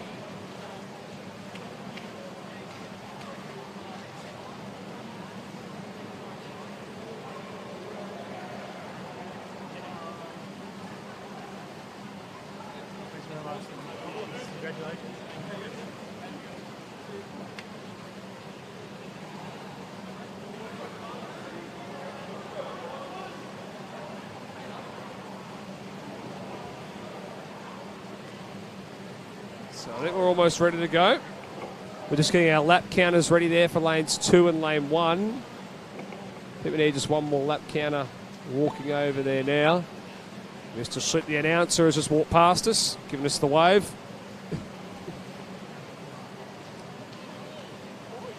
We'll take that. How you been, Sal?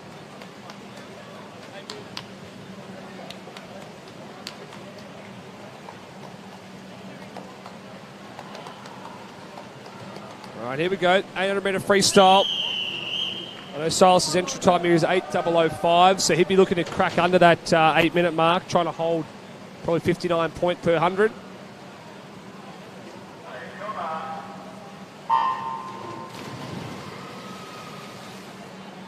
And we're underway here with this 800 metre freestyle final. So as we thought, Silas Harris leading it out alongside him, Robbie Dillison. Both out very fast there in 12 points. It's really important, even in 800 freestyle, still using that free early speed But you get off that dive in that first 100, keeping it easy but fast.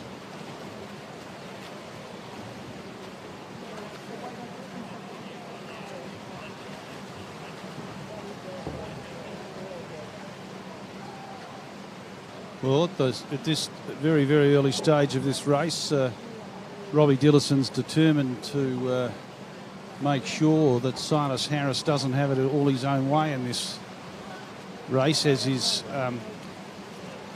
always possible if he swims close to his proven best.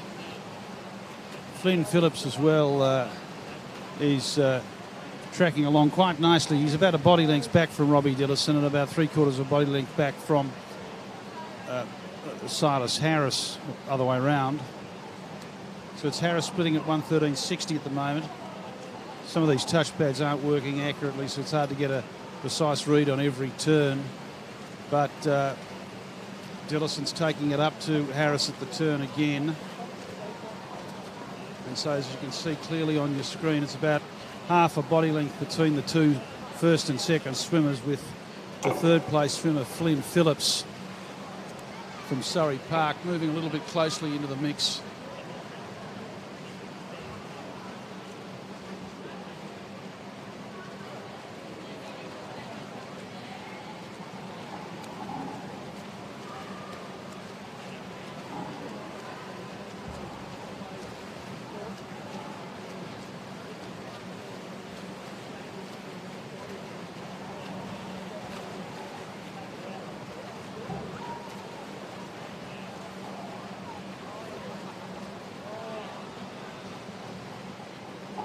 And what we're seeing now is quite an exhibition from both these three swimmers as to tempo, to timing, to skill, to execution. That's a nice turn Silas put in there, fair underwater, and he's holding a consistent 3/4 body length from Robbie Dillison, who won't drop off at this stage by any stretch. Flynn Phillips is trying to do his best to keep in touch. He's coming in third. In fourth place at this stage is Jesse Phillips. Sorry, it's Joshua Carnes in third. I do apologise, Josh. Jesse Phillips is in fourth.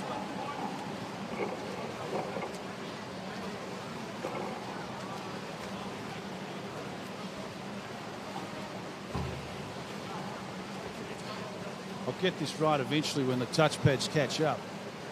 We'll see the turns now. Silas Harris has just dashed away again. He's now got a body length and a half lead from Robbie Dillison, and he turns at 3:33.61. Dillison's 3:36.03. Flynn Phillips 3:37.19 in third. Joshua Carnes fourth. Jesse Phillips 3:40.74. Also from Surrey Park, just not to ease the confusion in the Phillips clan. It's all Silas Harris now, one of the great age swimmers in Victoria over the last 7 or 8 years. What he hasn't won isn't worth winning. He was swimming for a while with Ash Delaney at the Northcote Club. Once that imploded, he moved to Nunawading. He's overcome all manner of difficulties at a tender young age. And away he swims now at 22, showing that he's still got a lot to offer the sport, and we wish him all the best. He turns comfortably in the lead now at 4:35.37. Second is Robbie Dillison, 4:39.50. 4:41.16 is Phillips. Joshua Cairns, 4:41.97. 4:44.88 is Jesse Phillips. And Cooper Lambert from Tiger Sharks in at 4:49.59. Harvey Lanigan's 7th. Ross Sikiotis is 8th. And coming in the last place at this stage, or should I more fairly say 9th, is Logan Brandy, a young age swimmer, mixing it up with the older men.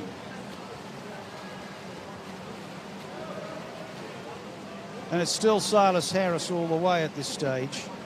He's showing the considerable ability he has. Beautiful swimmer, Silas Harris. He makes the turn now. 5:37.31. So it's all Silas Harris now. Robbie Dillison still wheeling away with his trademark long arm stroke. They've got 9 laps to go. But no one's catching Silas Harris. Commanding lead. Flynn Phillips has moved into second. No, he hasn't. Flynn Phillips is still third. Robbie Dillison turns second. Apologies for the read on the scoreboard. 7 laps to go. You see Mr. Hart there turning the lap counter. Very accurate with his work there. Thank you, Tim. We'll see your daughter in the fly a little bit later. Tim's used to turning the lap counters. He's got a long distance swimming daughter. Enough of that. Silas Harris is out doing his best, and that's enough to win the Victorian Championships over the 800 metres distance as he turns with a commanding lead. 6:54.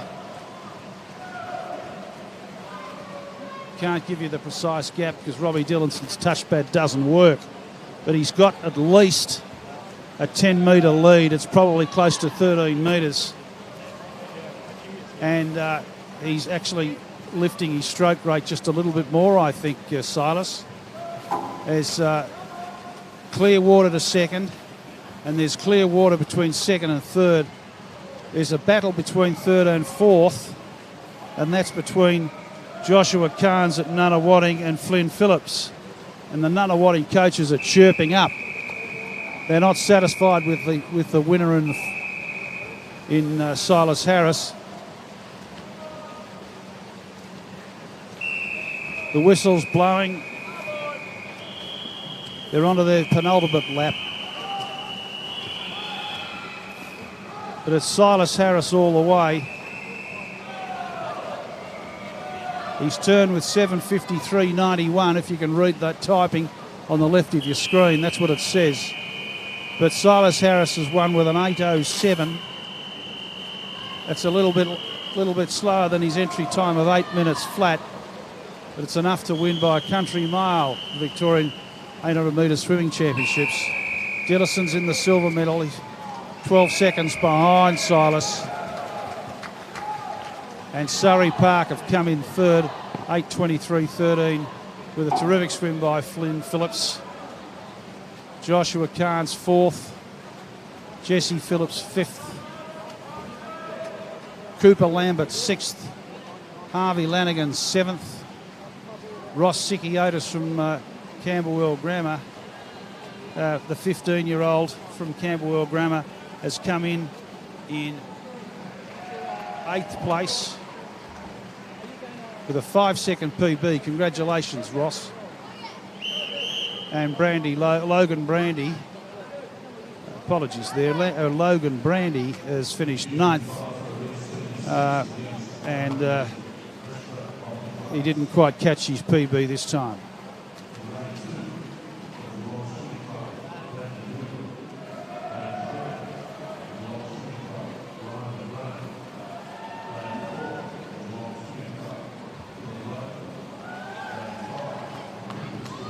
The next event is event number 76, which is the men's 100-metre breaststroke multi-class. In lane 1, Bradley Doolan from Geelong. Lane 2, Ryan McGrain from Geelong. Lane 3, Dylan Logan from Geelong. Lane 4, Liam England from Ringwood. And in lane 5, Kelvin Tran from the Oasis Otters. As they jump 100 metres breaststroke, that's 4 laps of the 25-metre pool for those that have been watching the telecast with their eyes closed.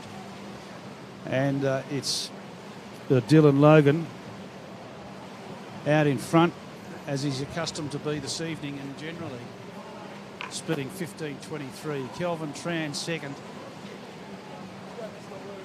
Ryan McGrain third, and Bradley Doolan fourth.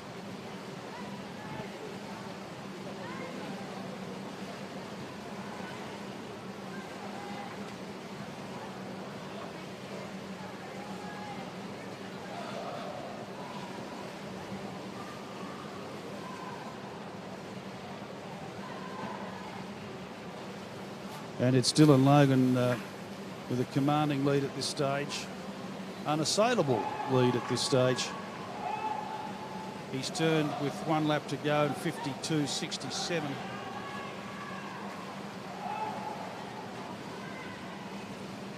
And he's going to collect yet another championship for this evening, subject to the adjustment of times for the class.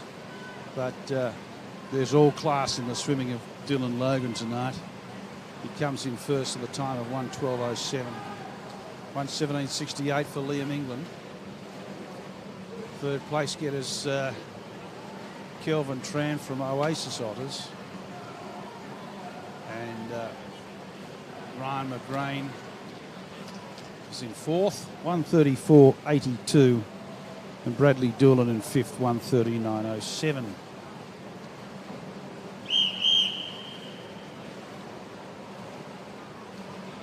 The next event, event number 77. This is the women's 100 metres breaststroke multi-class. We have 3 swimmers, lane 3, Phoebe Mitchell, Anna Layton in lane 4, and Ruby Halliday in lane 5. Ruby's from Vic Centre, off a class of SB8. Anna Layton's on a class of SB14, and Phoebe's on a class of SB18. And you can see, as is common in some of the multi-class swimming, Ruby receiving some assistance from a handler. And that's all she'll need, though.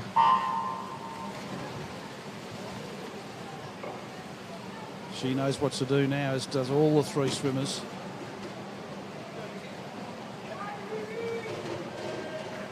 It's Anna Layton out in front from Ballarat.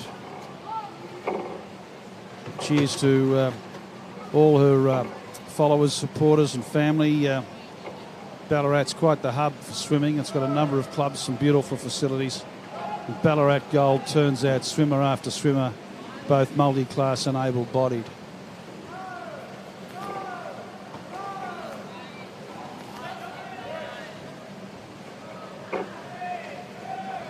And it's Anna making the turn in 42.03.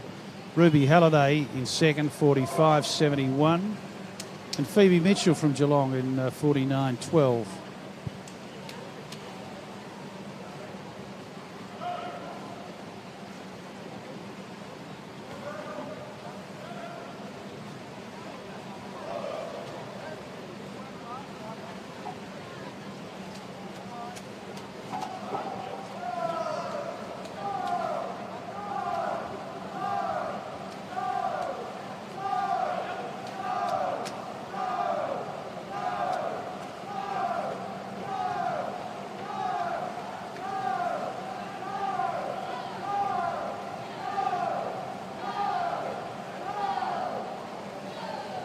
And to the considerable cheering of her coach and supporters, Anna Layton takes out this event in a time of 1:34.56. Congratulations, Anna. Congratulations to Ruby as well in second place, 1:39.62. And to Phoebe as well, congratulations, 1:45.81. The next event is one of the highlights of this meet, to my eye. It's event number 78. It's the men's 200 metres freestyle. In lane 1, Nicholas Wu. Lane 0, I should say. Jacket Simpson. Lachlan Jacket Simpson in lane 1 from Western Melbourne Propulsion. David Schlicht in lane 2 from MLC Aquatic. Lane 3, Cameron Bladen from Tiger Sharks. Ben O'Negri from Melbourne Vic Centre. Noah Millard in lane 5 from MLC Aquatic. Marco Sosanto in lane 6 from Melbourne Vic Centre. Silas Harris is in lane 7. Robbie Dillison is in lane 8, and Tanin Kursedim is in lane 9.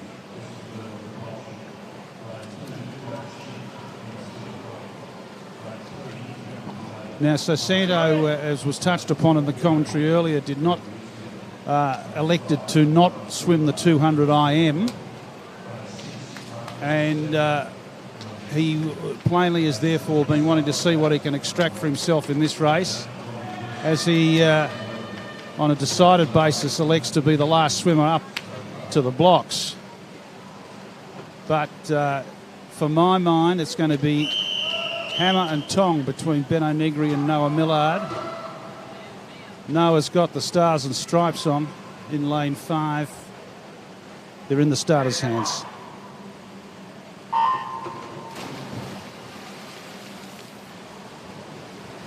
Noah got the better of the start from Benno, and he's slightly in front of the field, even if it is only a head-length start. Negri's in second. The touchpads aren't working, so I'm calling it off the eye, but it's Noah in front. Cameron Bladen in second.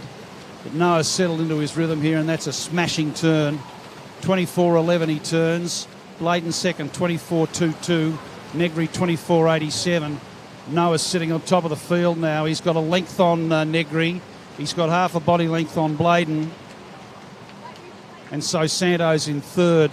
Negri's moved up to second at the turn at 38.42, but the touchpads are not telling the story, and I'm sorry. It's Bladen at second, and he's actually hit the front, or thereabouts. Noah turns at 50.91. It's on between him and Bladen. And third and fourth is between Sosanto and Negri, as Noah's gone out very hard in that first 100, and we'll see what he's got in the tank to finish it off. Bladen's got his nose just a little bit in front here. Noah's working hard here. This is a hard race. He's come up a little bit quicker. He's sucking in the air. Bladen's in front. Noah's second. Sosanto's coming up to the shoulder of Millard, and it looks like it's all Bladen at this time with 1:33.23. Sosanto's challenging Millard. Millard's gone out very hard and paying the price. There's pianos everywhere, but it's Bladen. Bladen, 1:46.77. Sosanto, 1:47.82. Millard's in fifth. For third, I do apologise. And David Schlicht, 1:49.07. 1:49.07 for fourth. Benno Negri, 1:51.21 for fifth. Big swim from David Schlicht there. I don't know what his PB is. And that was a very fine race. 1:46 is to no one's disappointment in any company. And Noah went out very hard in that first 100. And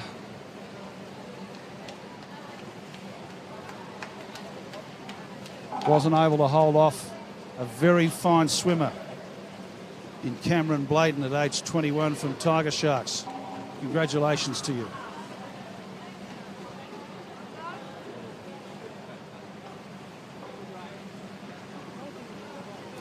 Event 79 is the girls' 100 metres backstroke, as the officials fiddle with the backstroke ledges. In lane 0 from Halebreeze, Sayarella Bedra. In lane 1, Zari Snyders from Geelong. Gemma Sullivan's in lane 2 from Bayside. Caitlin Ord is in lane 3 from Melbourne Vic Centre. No, Melbourne Swimming Club. She used to be Melbourne Vic Centre. Grace Dobby from Melbourne Swimming Club is in lane 4. Mia Mifsud from Essendon is in lane 5. Vera Zeng is in lane 6 from Loretto Aquatic. Lily Chan from Nunawading is in lane 7. Abigail Ronfeld from GT Aquatics is in lane 8. And Mia Bates is in lane 9 for from St Leonard's. So a nice spread across the spectrum here. Geelong to Bayside, Haileybury back to Melbourne, Essendon back to sunny Toorak, Loretto Aquatic, back out to Nunawading, back down to Bayside, St Leonard's. Anywhere you swim in Victoria, you can find a swimming club, and the girls, 12-year-old girls 100-metre backstrokes, proof positive of that. Good luck to all of them.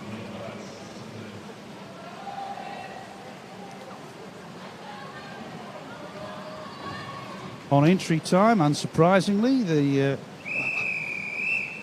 occupant of lane 4, Grace Dobby from Melbourne, should have it all her own way, but that doesn't always go that way, sports fans, as those that tuned into this specialist swimming telecast will have seen many, many times. But it's Caitlin Ord who's come out at, in front. Very quick off the blocks too at a 56 reaction time. And it's Ord who's turned first, 15.88. Vera Zheng from Loretto's had a good hard crack. She's currently sitting in third as she's moved up to the 75. It's still Caitlin Ord out in front of teammate. 33.54 is Grace Dobby in second. And Vera in 33.88. She is a very nice backstroker.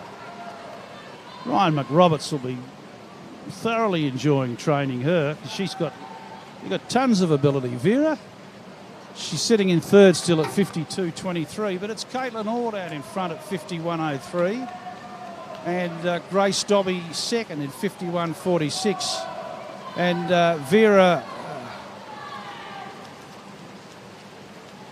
flying in for third for a bronze medal for the girls' school in Clendon Road, Loretto Aquatic. Melbourne, Toorak, 1, 2, 3.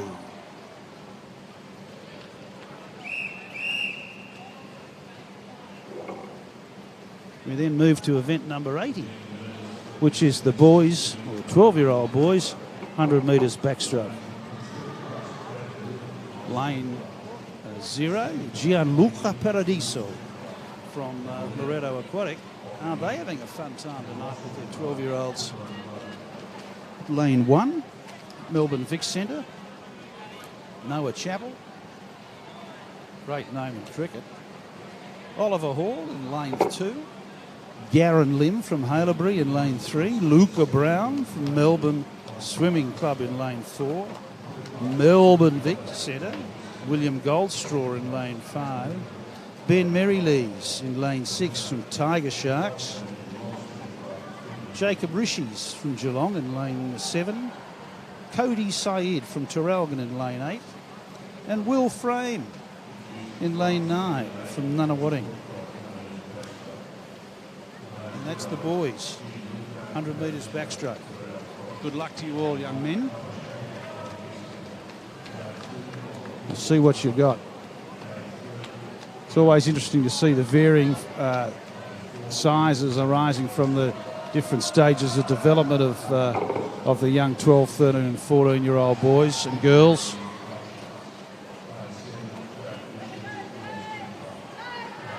The great Ian Thorpe said when he was watching Summer McIntosh a couple of weeks ago, Summer McIntosh doing what she did at the Commonwealth Games for Canada, a world champion 400 metre IM at 15. Only Thorpe, who was a world champion at 15, could say it. I don't get too excited by seeing 15-year-old age group swimmers. Well, that may be so, but you've got to start somewhere, Thorpe. And we're doing that with the aged 12-year-old boys, and we wish them the best as they go off. And the quickest reaction time was 0.63 from Jacob Rishis in Geelong. I'd say he's probably coming in about fourth at this stage, but it's the swimmer in lane 4, Luca Brown, turning in a pretty smart 15.23. Ben Merrilees is coming in second in lane 6, and Garen Lim third.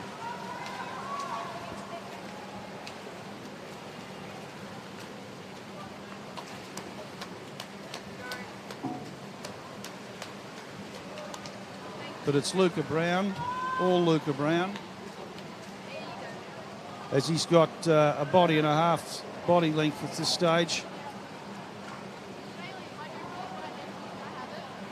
And a very nice swimmer he is too. So second place is currently running to Vic Centre's William Goldstraw.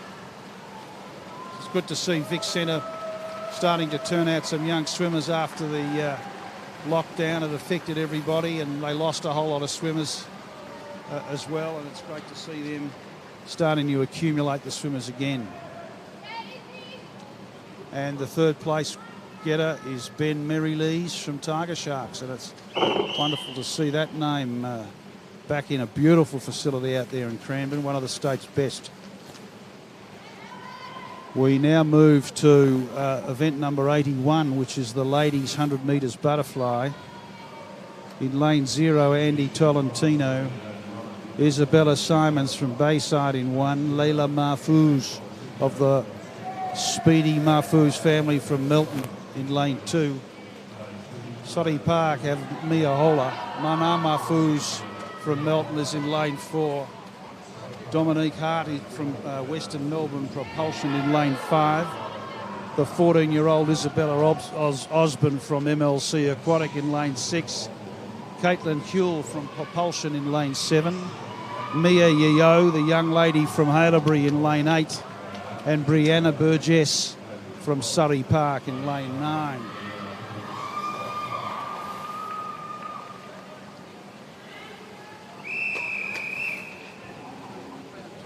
Mahfouz comes into this race as the hot favourite.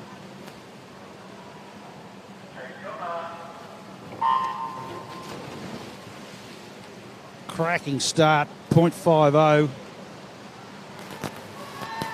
Huell as well was 0.50 and 0.53 was Mia Hola. But it's Mahfouz out in front at a 13.02. She split from 13.22. Huell in second.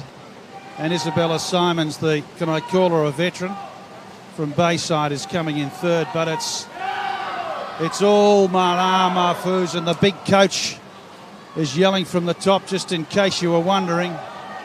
It's the propulsion swimmer Huell in second. Dominique Hart's having a lot to say about this race as she moves into, I think, third position. So it's Mana Mahfouz out in front. Dom Hart's having a massive go as she's moved into second, and what a performance that is. Hart second. Mia Hola third. Isabella Osborne fourth, the young age grouper. Great effort from her. And Layla Mahfouz takes fifth. Mana Mahfouz first, Dominique Hart second, and Mia Hola third. A fantastic moment to see some of these swimmers swim as they do, and it's certainly wonderful to see Dom Hart take medals from all distances from 100 metres onwards across multiple strokes. She's even quicker in the surf if anyone wants to know, so good luck to her. But Mana Mahfouz is the crown champion of the butterfly here in Victoria. She's taken out the 100 and the 200. The coach ought to be very proud of what he's done with all these swimmers here, as I said earlier in the commentary. And Mana Mahfouz has worked very hard over a number of years through the age group level, and as is said, the harder you work, the more successful you'll become. And for the Mahfouz family, that's absolutely clear. We now move to event number 82, which is the 50 metres backstroke. Jason Llewellyn's in lane 0 from Nunawading. Alan Huey from EDA via Tonga is in lane 1. He had a little swim at the Commonwealth Games courtesy of his citizenship in Tonga. Ryan Alexander Lobo in lane 2. Joel Fraser 4. Louis Ainley 5. Sebastian Christie Crane, I love that name, in lane 5. He's got his beard on tonight. Nicholas Van Dyson, a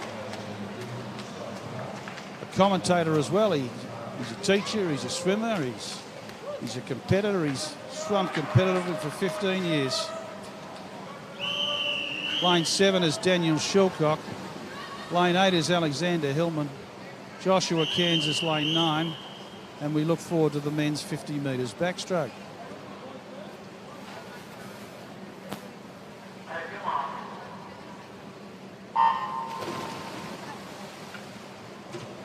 Lobo's got off with a .46, and that's pretty hard to beat in any company.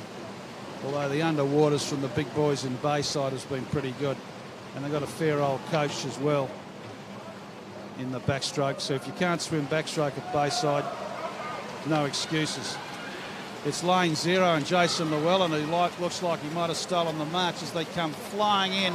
And it's bang, Jason Llewellyn from lane 0, 25.67, who's stolen the march. And Bayside 2 and 3.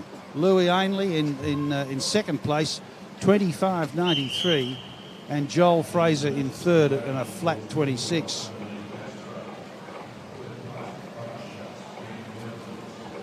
Great to see the improvement of Alan Huey over the last 3 years. First time he came and swam at this meet 3 or 4 years ago. Spoke to his aunt and she said he's never seen a pool like this, let alone a backstroke ledge. And he's improved enormously, and surprise, surprise, he swam in the Commonwealth Games for Tonga, and it's great to see that various clubs have supported him in his journey, including EDA presently and MLC Aquatic along the way. We now have the 400 medley in lane in event number 83.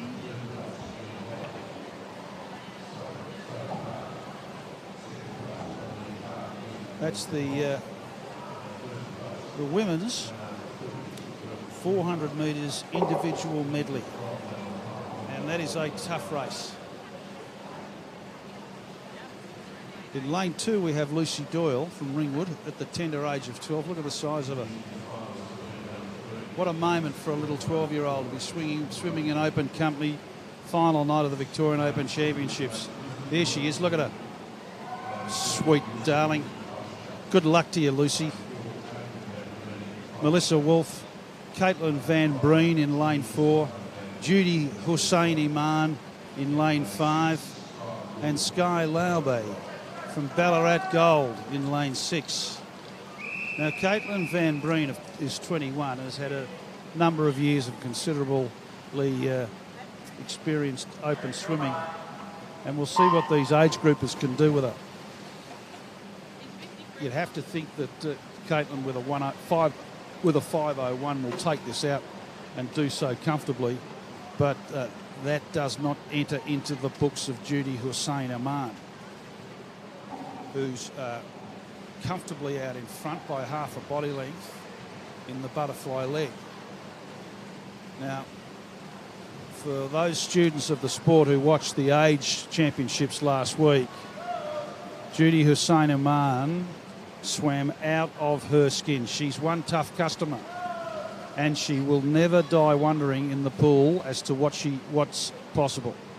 Never leaves anything in the locker, and this is exactly what you're seeing. She's a very good butterflyer, and so she's imposing her will on the competition at this stage, and she's got a body length with 25 metres to go of the first leg.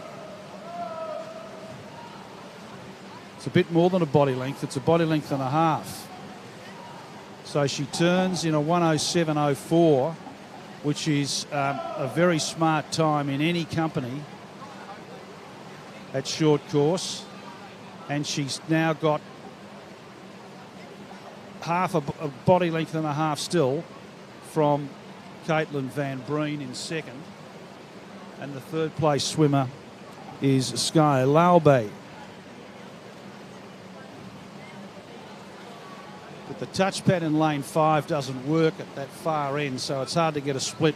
If you're wondering, sports fans, why you're not getting it, that's the reason. But Judy Hussein Ahmad is still holding this race. She turns at 1:46.54.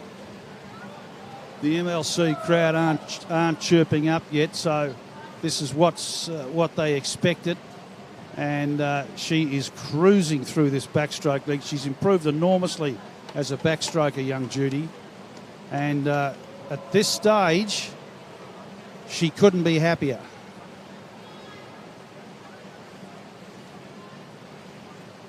she's still holding a body length and a half, roughly speaking, from Caitlin Van Breen. Now it's 2:24. Now I can't recall whether Van Breen can breaststroke or not. If she can, this will be fascinating. She can. So it's on. This is where Van Breen is going to put the torch to Aman. She's reeled in almost a body length in this 25 metres. And we're in for a hell of a fight here. So Kate Van Breen has now taken the lead. And Aman's doing her very best to hold her with another 50 metres to go. This painful leg. It's still Sky Laube from Ballarat Gold in the third place position, and Melissa Wolfe in fourth place, and Lucy Doyle in fifth place. Now Caitlin Van Breen has gone out to about three-quarters of a body length, which is going to be pretty hard to rein in for Judy, as talented as freestyler as she is, but we'll see. No, Caitlin Van Breen is extending her lead here. This is a fantastic performance by Caitlin Van Breen. Fantastic performance by Judy Hussain-Aman as well. And so that breaststroke leg, mercifully for Hussain-Aman, is now over. And she's going to turn with about 2 body lengths down. But it's all the way now for Caitlin Van Breen, as she shows all the viewers how an IM is swum. In the silver position is Judy Hussain-Aman, and as I said earlier, Sky Laube is in third.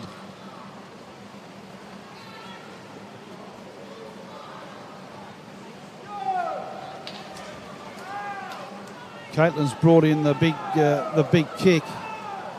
Judy's taking some distance off her.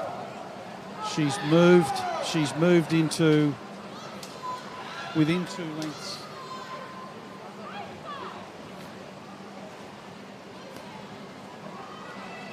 As I welcome to the commentary an esteemed student of the sport, Nicholas Findyson. You can take us into the finish, Nick. Yeah, fantastic job by these 12-year-old girls in this 400 IM. 5:02s. So Caitlin taking it out ahead of Judy, with Melissa in third. Sorry, Sky in third. I did just check with Sky. It's Sky Laube. That was my focus before my 50 backstroke, checking on the pronunciation of Sky's name. And have we Lucy Doyle really putting it in those last 15 metres. She came into this final with a 5:50.66, and good on her. Nice PB there. So Nick, I said when you were lining up in the backstroke that you'd swum at the highest level for 15 years. Did I get that right? Yeah, I probably made I think I made my first. I made a short course nationals, would have been in 2007, I believe, was probably the first time I made a national championship. So I didn't make a national championships and age championships until I was 18. So there's a point to that proposition, and it's this, sports fans. People seem to think that in all manner of ways of life, once you've done it for a short time at the top, you're washed up. Now, in this particular sport, the orthodoxy is completely challenged for a number of reasons. The COVID challenge, the opportunities in the sport, and the opportunities generally for those who have been committed to something means an enormous amount historically, but it also means an enormous amount now. And so it's great to see you, Nick, out there wheeling away, showing kids half your age and more that you can still go out and do what you do. Oh, it's great. It's still, you wouldn't do it if you didn't enjoy it. I still get that rush when I jump in the pool to swim a competition.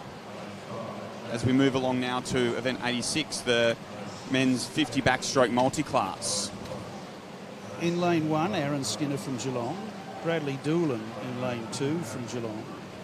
Victor Pidriz in lane 3. Dylan Logan 4. James Logan 5. Andrew Din in 6 from Oasis Otters. Ryan McGrain in lane 7 from Geelong. And Cooper Harrington in lane 8. 50 metres backstroke. I'm sure most of our viewers are starting to become very familiar with these, but it's not necessarily the first to the wall who's going to take out this state title here in our multi-class events. At the conclusion of the events, we'll convert their times into a point score, comparing themselves to their classification time, and then we'll be able to award our winners. The aim is to get the highest overall point score. First to the wall will be Dylan Logan, who's putting together a really good swim, getting 10 metres underwater off this turn. And he's going to take this out nice and comfortable. Dylan had an entry time of 27.30. He's swimming a 28.15. James Logan will be second to touch the wall. It's a nice tight battle between Andrew and Victor for third into the wall, as they've been battling nice and closely all week. And it is Victor who touches the wall in third, ahead of Andrew. Aaron over there in lane 1 in 5th. Bradley 6th. Cooper in 7th and Ryan in 8th. So we'll wait for the medal ceremony to find out who our winners in that event are. Nick, I'm going to pop a couple of questions to you without notice whilst you're there in the hot seat. Tell me why you like swimming now, and is it any different from why you liked swimming when you started? I do think there's, as most swimmers will understand, there is an inner peace when you're facing the water and you're swimming. It's nice and relaxing. It's good at clearing your thoughts. But I still, just like I did when I was 8, love a competition. And I still, but now it's not the be-all and end-all, the competition. I see the external benefits of the friendships you've made, the people you've met, the life lessons you learn through the sport of swimming, which are just as important as your result time on the board. Do you think that it's necessary to train as hard now as it used to be when you started out in the sport 7 years ago at a national level? I think it's obviously, as a older athlete, you'd have to adjust your training slightly. And it's a different style of training can lead to different results. There's no one right method. We probably have gone away from, although I was never one who swam 10 sessions a week, 10K a session of 30 years ago. We've probably gone away from that to more of a replicating race performance and training model. We'll get back to that. Lane 1, Kira Warwick from Targa Sharks. Olivia Miller 2, India BS Fitong. Jamie Lee Getson in lane 4 from Propulsion. Ballarat Gold has Anna Leighton, Phoebe Mitchell from Geelong and Amber Stelling in 7 in the event number 87 for the 50 metres backstroke. Really good to see a nice experienced field here as well. Similar to last night, Kira Warwick is the only age group swimmer there. The rest of them all 18 and over, which is great to see our multi-class athletes remaining in the sport, which is what we want everyone to do. As Jamie Lee Jetson comes into touch in a 33.35, with Anna touching in second, ahead of India in third.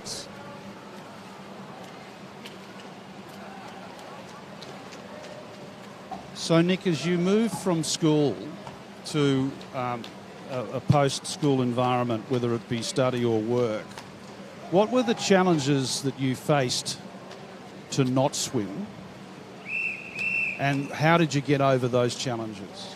So, in some respects, it is easier to swim post-school because you are in more control of your destiny and what your schedule is.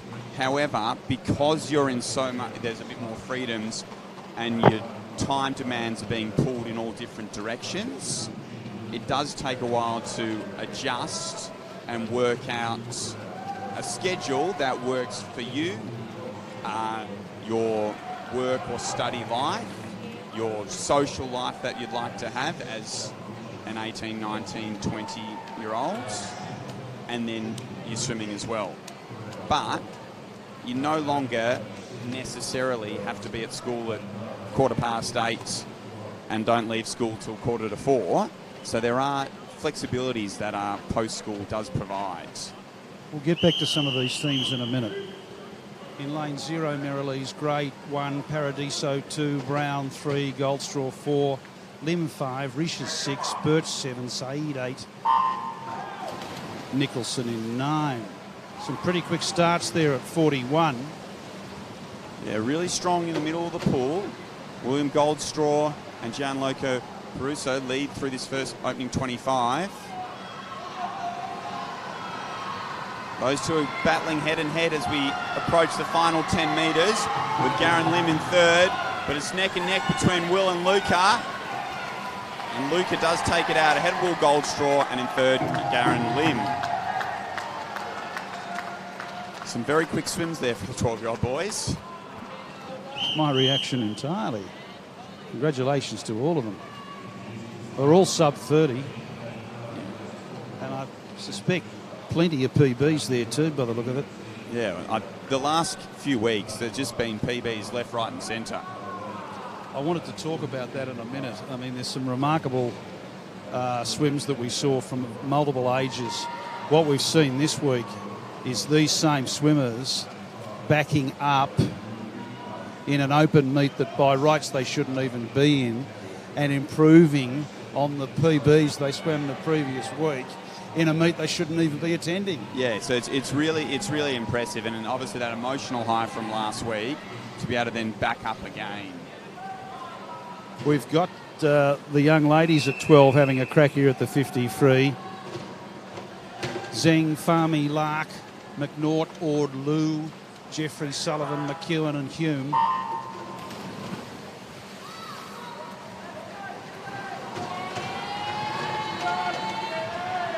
Caitlin Ord getting the best of the starts in the centre of the pool, but pulling up alongside her now, Joanna Lowe. Those two turn first at the 25. And they're maintaining their slight edge over the field. Also swimming well from Warrnambool is Abigail McNaught. But it is going to be Joanne who takes this out in a 27.92 ahead of Caitlin and Abigail in third.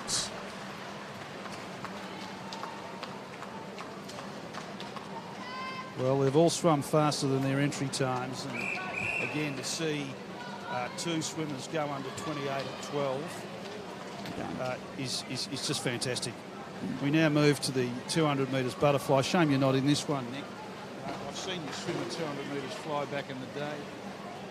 I've put that on the substitute bench for a while. Event number 90 is this one's called. Matthew Temple, surprise, surprise, as the open and all-comers record at 152.25. Logan Brandy's in lane 0. Ethan Appap in 1.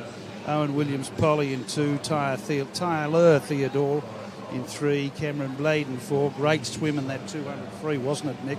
James McBride is lane 5. Jack Gillard in 6. Tyler Norton in 7. Niklas Hyland from Ivanhoe in lane 8 at 15. And Jack Simsich in lane 9.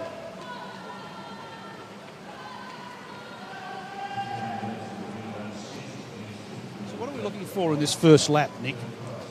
In a 200 fly, what are we looking for on the first lap? You do need to get out nice and aggressive, because you get free speed at the start that you never gain back if you don't use it, but it has to be efficient and relaxed.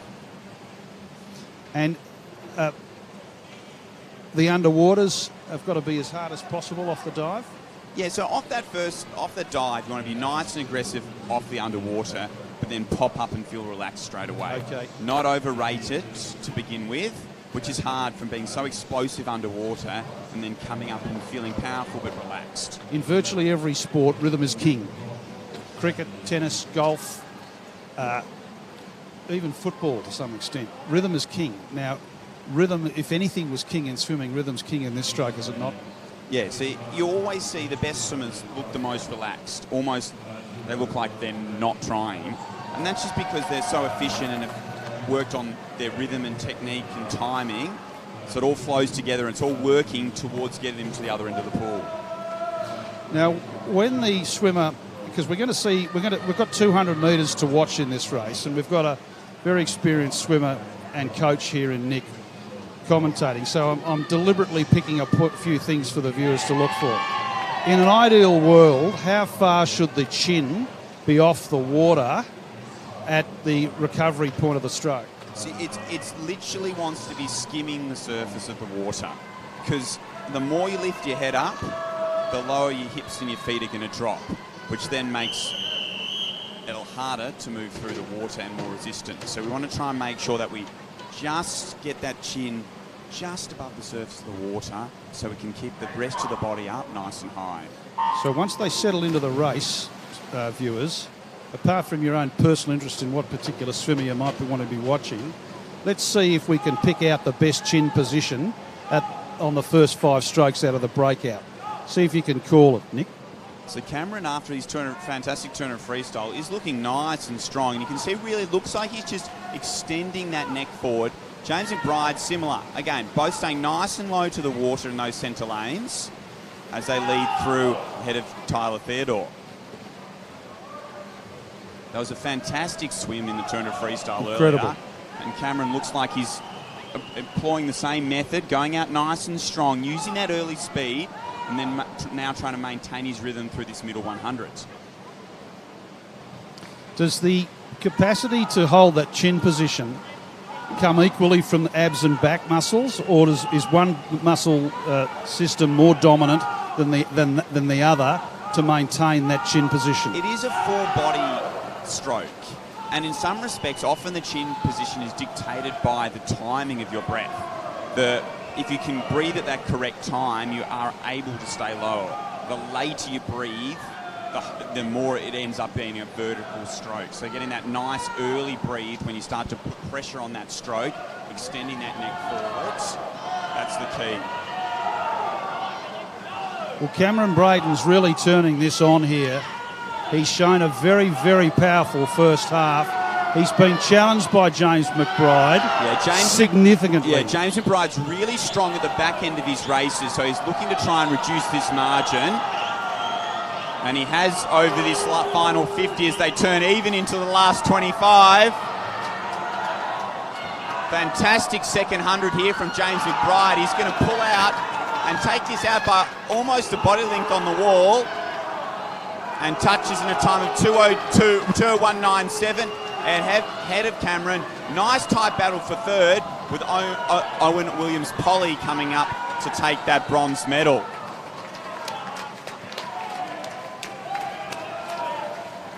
Well, that was a great race between those two gentlemen. Great race for all swimmers. Yeah. You'd have to say that the 200 free had some impact on that race for Bladen, particularly when he had to run Noah down, because Noah was intent to swim sub 51 the first 100 of that 200 free. Yeah, it was really good. I spoke to Noah earlier this morning, and the game plan was, to try and give himself a chance to swim a really fast time. Didn't quite work out tonight, but he'll learn from it, and I'm sure in the future when he gets out that fast again, he'll be confident that he can hold on to it. So the next event is event number 91, which is the women's 100 metres freestyle. Libby Lenton still has the Victorian Open record of 51.70, and what a swimmer she was. In lane 0, Amrita Subramaniam from the MLC Aquatic Club. She swum the anchor legs for MLC all meet, and a beautiful butterflyer as well. Melissa Sharp from Surrey Park in lane 1, Annie Steele in lane 2, the great middle distance swimmer Abby Carney. I say great because she's won so many races at so many meets from so many levels, age 13, 14, 15. That's why I use that appellation. Holly Neville in lane 4, Mana Mahfouz in lane 6 from Melton, and haven't they done a great job this meet, Nick? Fantastic. Caitlin Hugh. If there's not one, there's another, and if there's not that one, there's another one. It's like playing that game with the heads pop up and you've got to knock them on the head. They're amazing. If you're on holidays, your father should never chase them in the swimming pool if they misbehave. Caitlin Hewell, I'm distracted, is in lane 7. Nazia Ekosidakas in lane 8 from Surrey Park. And Charlize Sticklebrock is in lane 9 from So expect Holly Neville to lead through that first 50. We know Abby likes to come home nice and strong in her races. So it's a challenge how fast she can get out if she's a chance to then overcome Holly in that second 50. Holly came out of lockdown swimming very, very fast. I don't know whether she had an exemption to swim through lockdown or not, but she certainly came out of lockdown swimming very, very fast, and she's continued that form through into the long course and short course season. She's a much improved swimmer. So she does lead over Abby and Mana. She maintains that half a body length lead over the other two girls into this final 25. This is really fantastic turn by Abby. Absolutely. And she's now starting to close that gap, but will she be able to reel her in? Looks like Holly might just be able to hold on the touch. It is Holly, 55.81, ahead of Abby with Mana in third. Really strong swims by those girls to get into the 55-second range.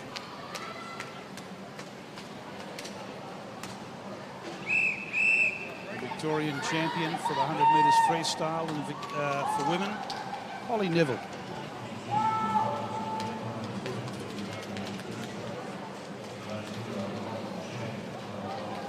The next event is event number 92, the 100 metres breaststroke. Lane 0, Chan Jack Gurry in 1, Kiran Jaya Singer in 2, Joshin Senor in 3, Calvin Reid in 4, Cameron Jordan in 5, Adam Selwood in 6, Daniel Cave in 7, Edward Meddings in 8 and Timothy Roberts in 9. And Daniel Cave is the most credentialed swimmer in this event, and we'll see how he comes out. Daniel's wishing to make a run to see if he can get selection in Paris. Is that right, Nick? I think so, and it's great to see him in the water. Because, obviously, post-Olympic trials, there's always disappointments of not making teams. He's a very, very fast breaststroker, Daniel Cave.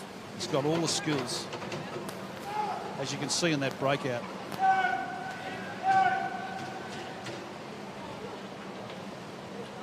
Really even through those middle lanes through this opening 25. So where Cameron Jordan is possibly the fastest swimmer in the race, but where he needs to work on is his split strokes off the walls. I was speaking to him in those 50 breaststrokes, and he would agree that they've improved, but they've still got work to go. So Calvin Harris slightly ahead of Adam Selwood. With again Cameron Jordan making up ground during the swimming portion, but he's now going to lose half a body length off this final turn. This is also another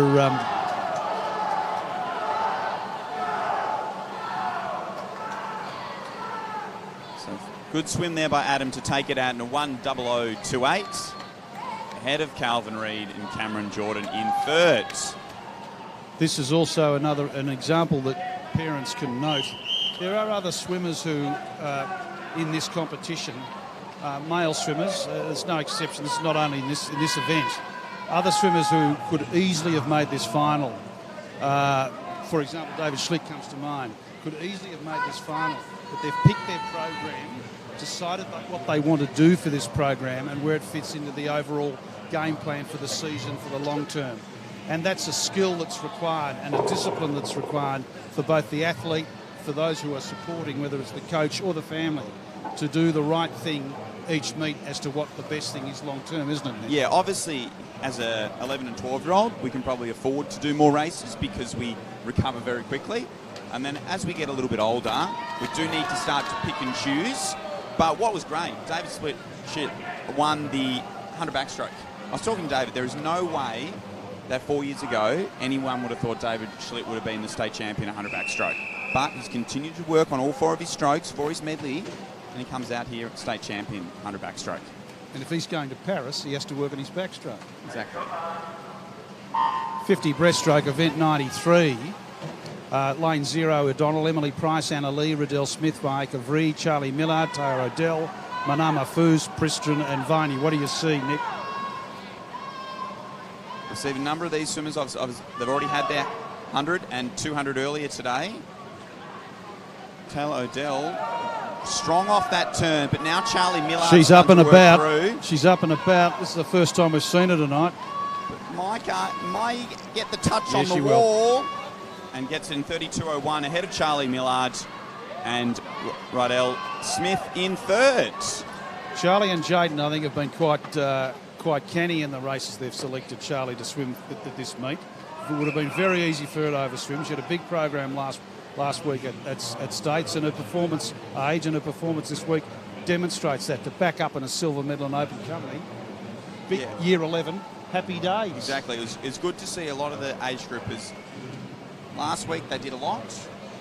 This week they're being a bit more selective. Obviously condensed into 2 days, so it's a lot of racing in 2 days, so you do need to be selective. No study Time. This weekend, teacher. It's good to refresh the mind in other ways. And that doesn't include going out to parties if you're a swimmer. There's no parties. But that is the important thing in terms of there is a lot of benefit of doing your sport to your study.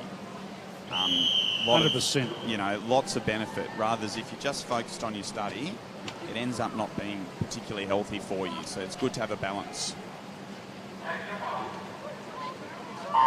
12-year-old boys, 100 IM. Nicholson, Saeed, Merrilies, Lim, Brown, Goldstraw, Reeches, Lamb, Tang and Van Dijk. Now, there's just been 6 or 7 of these boys that have just about swum at everything as to the 12-year-old competition. So ability's ability across all strokes, which is great to see them in the medley. Terrific race, the 100 IM. Yeah, it's 4 25-metre sprints with fantastic skills. To get it right, you need to execute it. Every wall you need to land on a full stroke, fast turns, and super aggressive no matter what stroke it is. There's no time for mistakes. So Luca Brown leads by a body length over Garen Lim. Those two are just a little bit clear of the rest of the field, but the battle for third is really tight between Ben, William and Jacob. And also not out of it is Anjay in lane 7.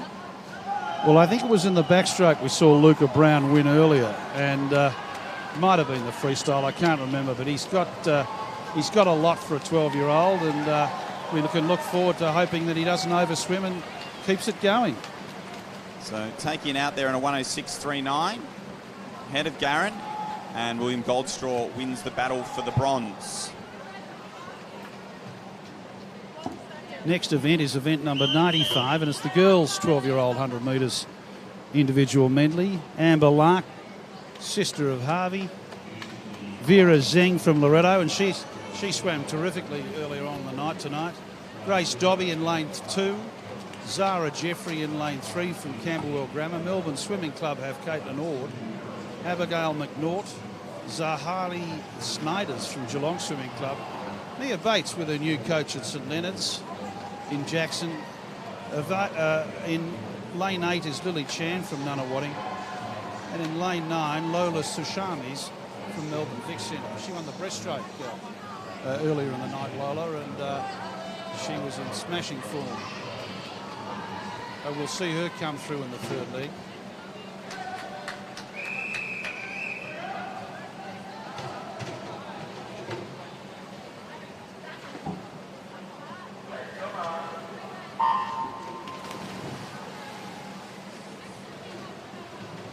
So Caitlin Ord in lane 4 pops up in the lead as she did in the 50 freestyle earlier.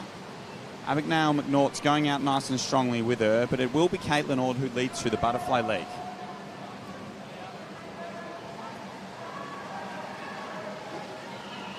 So Caitlin's pretty balanced across her 4 strokes. So this 100 metre IM is an event that favours someone who can execute well across all 4 strokes. She leads through the 50, still ahead of Abigail, and now Grace Dobie's moved into third.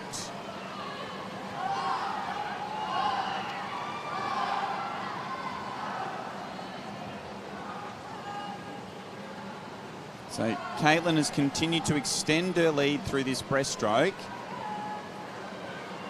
Abigail's now like a body length clear of that tight battle over between Vera and Grace over the far side. What are we looking to see in a swimmer at this age in 100 metres IM?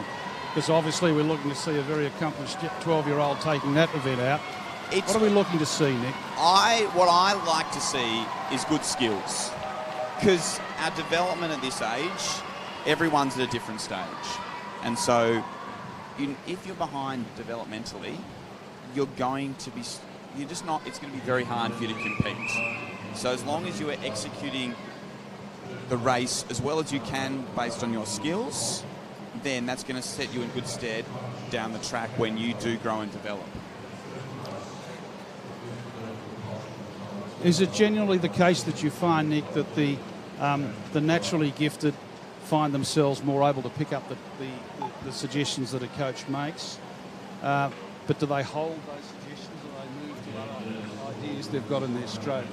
It's obviously, there's a fundamental feel of the water that we're all swimmers are trying to develop. Some swimmers pick it up pretty quickly and have just got that innate feel, and they'll be open to that change. Whereas other swimmers, it does take a long time to work through, because obviously swimming is a foreign thing for us humans. We're not designed to swim necessarily, and so being able to make those changes in the water is tough, and that's why the coaches need to work with the swimmer, because there's no point saying the same thing 10 times if that doesn't relate to that certain swimmer. You need to adjust it so they can make a small adjustment themselves on the way they're understanding it, and that might be the answer for that individual swimmer. Do coaches like receiving feedback from the younger swimmers as to the difficulties that they might be experiencing? Obviously, in the stroke? Obviously, the coach-athlete relationship changes the older the athletes get.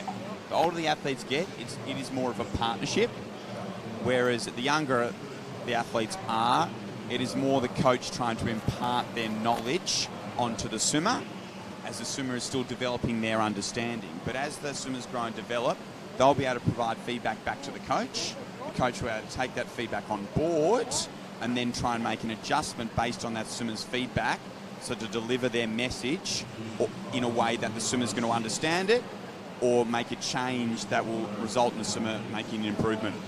If you've got a performance group of 8 to 15 swimmers, at any given time there's the opportunity for the coach and the swimmer to address something or more in any given session. You've got a group of 30, 35, 12-year-olds in the pool. You said to the swimmer when you were saying imparting the message, do you impart the message to the group and pick up the omissions, or do you just keep imparting the message to the group? So when you've got that larger group of athletes, it's important that you deliver a message for the group, but then as we're going along, you want to try and individualise it, so give them individualised feedback as they're going through, and you might go, okay, that swimmer has the general feedback or instructions that was being delivered at the start. They've picked up on it, they've made the changes, whereas someone else, you might need to tweak your instructions as that set's going on, so that they can get the benefit that you're desiring out of that set. Ladies and gentlemen, I suppose you're wondering why we're talking about something that apparently is unrelated to the 1500. It's every bit related. We're just organising the lap counters to make sure everything's right. And they're just about to start, and we'll run through the swimmers in a minute. But wanted to provide an opportunity for all the viewers to understand, particularly the mums and dads, as to what goes on. And we hope that you're taking some experience from this, because it's hard to deal with some of the children sometimes when they're getting frustrated. From lane 0 is Taylor Watson. Sarah Cartel is in lane 1 from Yarra Plenty. Ashley Dunn is in lane 2. Mackie Hunter is in lane 3 from MLC. Ruby Knott is in lane 4. Dommy Hart is in lane 5 from Propulsion. Catherine Boyle from Melbourne is in lane 6. Kira Walsh in lane 7 from MLC. And Melissa Wolf from Tiger Sharks is in lane 8. Now, Mackie Hunter won the silver medal and swam over the top of Sienna Shepherd in the 400 at Open Company, if you don't mind. in that race. So she's had a bit of work both last week and this week. She's backing up to see if she can win the 1500 at an open company, and she won't have it all her own way with all the swimmers around. What are the, no doubt it's the phrase easy speed, but is it rhythm? Is it easy speed? What are we looking for first, Nick, in these first 4 laps? So that nice, easy, relaxed first 100, using that free speed that you have and getting yourself in that rhythm that you want to then maintain for the preceding 1400 metres. Very few sportsmen, when they're in the heat of the, and women, when they're in the heat of the battle, say they think about technique. If you talk to a golfer on the 16th tee at Augusta in the final round, the last thing they're thinking about is the angle of the club head at the top of the swing. Now, in a race like this, what are the keys, the common keys that a swimmer has in this race? So a couple of things that they want to be thinking about that they'll be executing in training, because they'll have to get them right in training to then be able to do them in this race, will be their tempo, so settling into that rhythm that they want to swim at for the entire race, making sure they're working in and out of every turn. The turns are not a recovery, the turns are a really important part of the race. So they're probably the 2 things, that tempo and then speed in and out of the walls to establish their rhythm. Well, Ruby Knott's gone 2:14.66. Nick will keep an eye on the times and the splits. He's better at maths than I, but Mackie Hunter is only three tenths away from her in second place. So what I'm impressed here is that Mackenzie has gone out after it. What we've noticed over the last couple of weeks is that she's fantastic at maintaining her speeds. And she hits the speed for 100 after 100 after 100, and she has come over the top of other athletes in both the 800 and 1500 over the last couple of weeks. So it's really good to see that she's giving herself a chance, setting the speed up nice and early, and let's see if she can maintain it from here. Here. She hasn't placed herself in this position in any 1500 that I've seen in the last 3 years that she swum. 4 years. She was just fantastic, both at age and the 800 yesterday, and repeating that same time, 100 after 100 after 100, which is what we want from our athletes. That first 100 is the free 100, and then after that, we want to be able to maintain that speed. Now, Ruby Knott's a couple of years older than her, at 18. I'm not sure whether Ruby's left school or not. Mackie's in year 10. And I only point out to these intense bio details to enable the viewers to relate to physical development in the swimmer. But this is a purple patch of form that Mackie Hunter's had as a young swimmer. And there's nothing harder than swimming these races. No. And what some people might not realise is the ab workout you go through in a 1500 metres. There's 60 laps, so it's a lot of turns. If you think about doing a crunch every 17 or 18 seconds, that's a lot of sit-ups to do, and as well as the general control work you need to do in your swimming. So by the end of this 1500, those swimmers, as well as their arms and legs will be burning, their abdominal muscles will be really straining. So these 2 girls have sat on that 109 tempo for the last 2 100s, and they've continued that in this 100. So they've went out in a 105, and then 109, 109, 109. So that looks to be the rhythm they're settling into. We'll see how they maintain it as we're going through this 15. Do you think they'll be counting strokes? Some of them will count strokes. Some of them will, if they breathe a certain way, like they might go 1, 2, 3, 4 as Mackenzie's breathing every 4, and she might just be keeping saying 1, 2, 3, 4 just to get that tempo going. If we were to count their strokes, I think there's pretty much a guarantee that these girls will be hitting the same stroke count lap after lap after lap. Now, Mackie is really turning the intensity on the turns and the underwaters here. She's not backing off at all.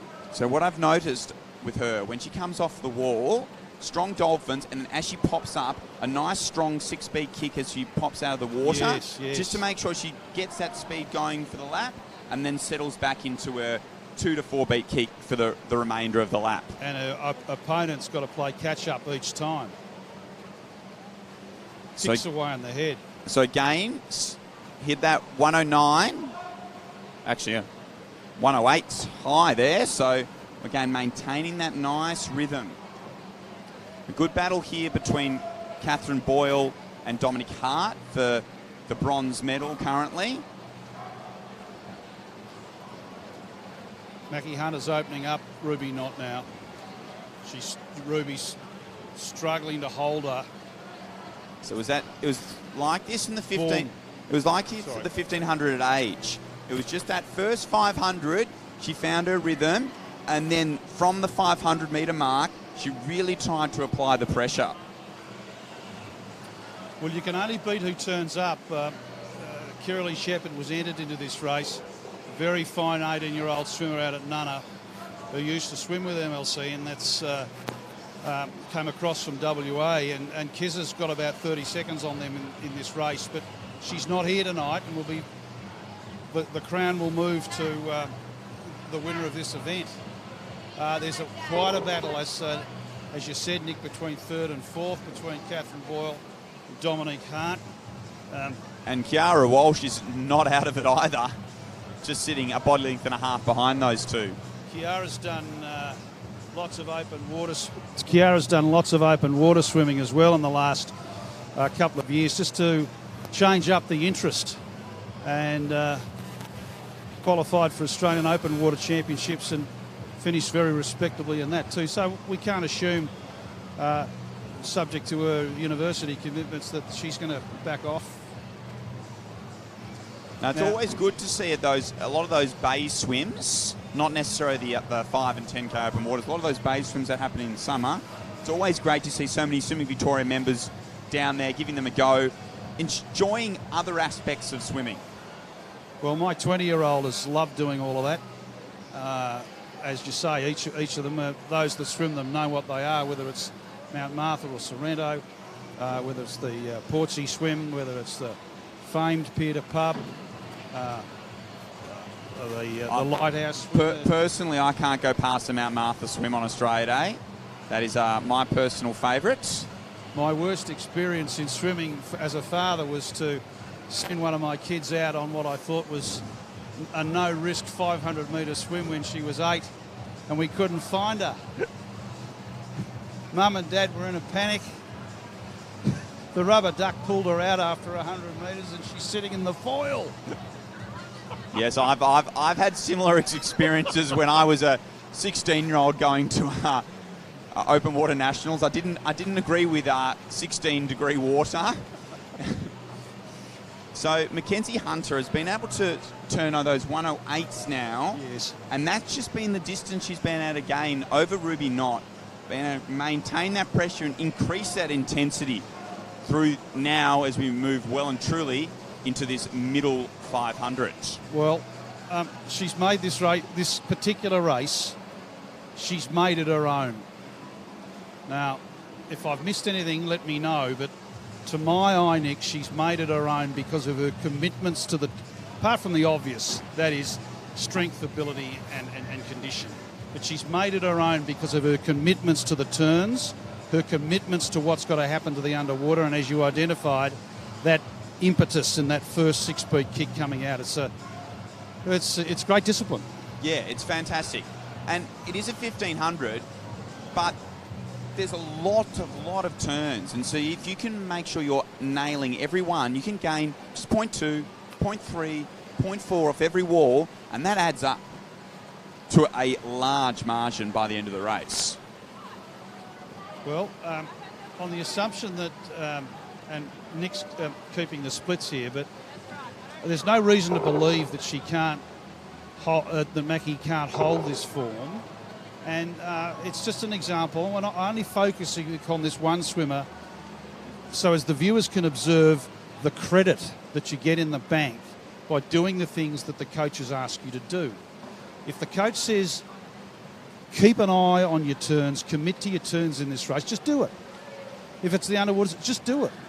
If it's some part of your technique, just do it.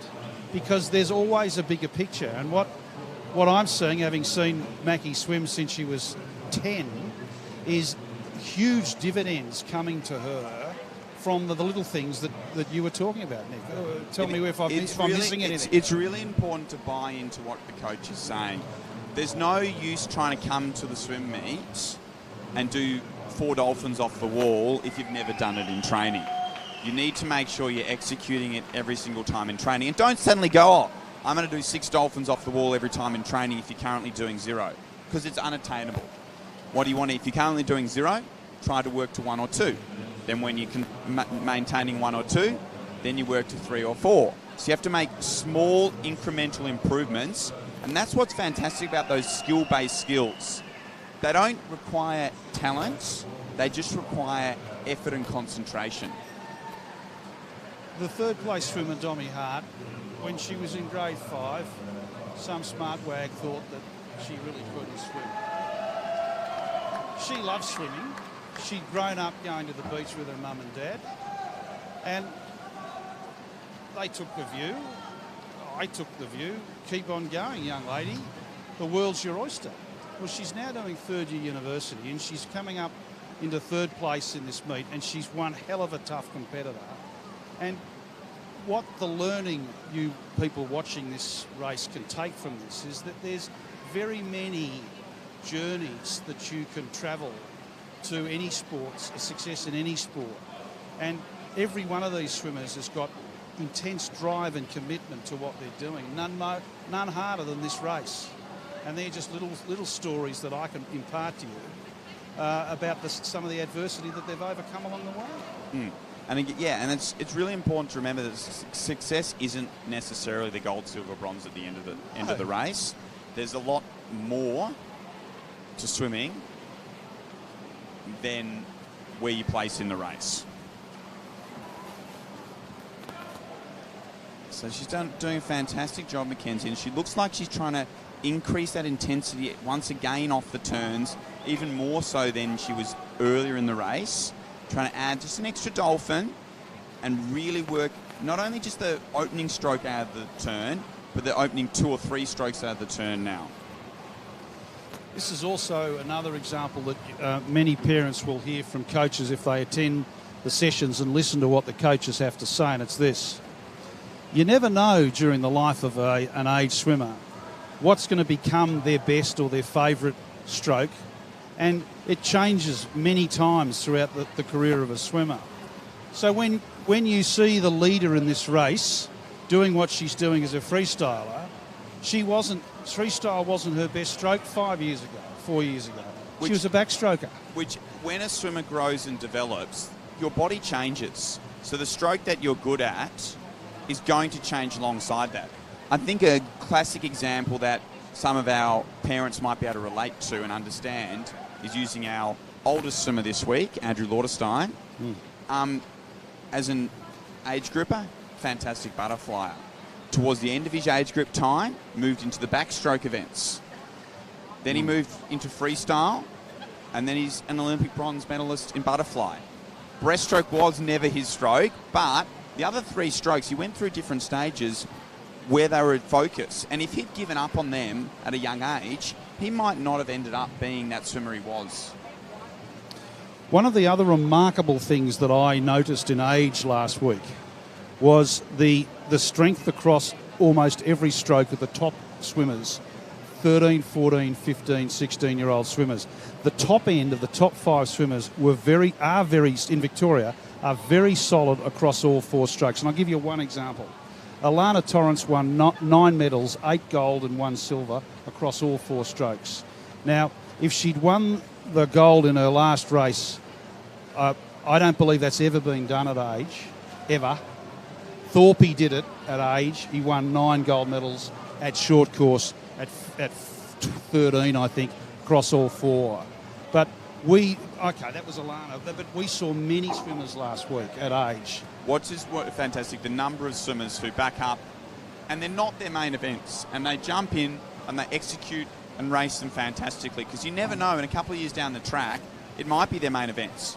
So Mackenzie Hunter's been able to drop down to a 107 now. Is that right? Yeah, so she's really doing a nice, strong job here as she works towards the concluding stages of this 1500. Well, she's opened up, what has she opened up? A 20-metre lead? Yeah, it's And she's just keeping that tempo as she has from the start of the race. It's slightly increased as she's working in this, as she approaches 100 to go, to try and get everything she can possibly get out of this race. We are looking at a really big PB here. She had an entry time of 17:20 that she posted last week, and she's going to swim a long, long way under that.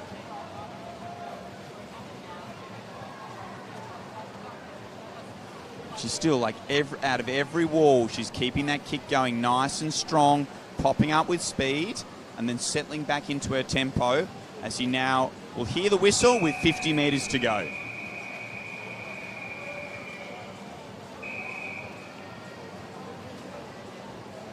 She's now trying to bring that 6-beat kick in for the entire last 50. It's a lot easier said than done to maintain those strong legs through the last 50. Well, there's a certain level of excitement for all concerned when those whistles blow from the technical officials. But Mackie Hunter, stand up and salute this young lady. She's looking at around 17 minutes, 17 flat. Just a shame she didn't break the 17, but she's broken the heart of every other swimmer in this meet. And a phenomenal swim. Gold medalist 1500, gold medalist 1800. Silver medalist the 400. She's got her arms up. I'm not quite sure what the point is that she's making. Probably that she didn't break the 17. So Ruby Knott coming in second, right on her personal best. Dommy Hart just outside in the bronze. Catherine Boyle swimming a 3-second PB there in fourth. Kiara Walsh taking off nearly 20 seconds. Is that right? As she touches in fifth. Well done, Kira. Great, Kira. I pair it back to basics, Nick.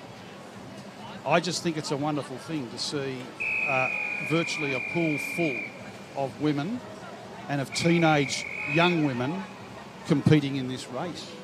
Oh, it's fantastic, as Sarah Cartel also, and as Ashley Dunn swims right on her personal best, just a couple of seconds over, which is a great job. Yeah, it's not an easy event. There's a reason why we don't have as many heats of the 1500s, because you have to be tough to give it a crack. Kids are scared of it. Yeah, and it's great to see so many people giving it a crack, and many of them still quite young. But even better, it is to see that we have about half the field who are 18 and over. Exactly.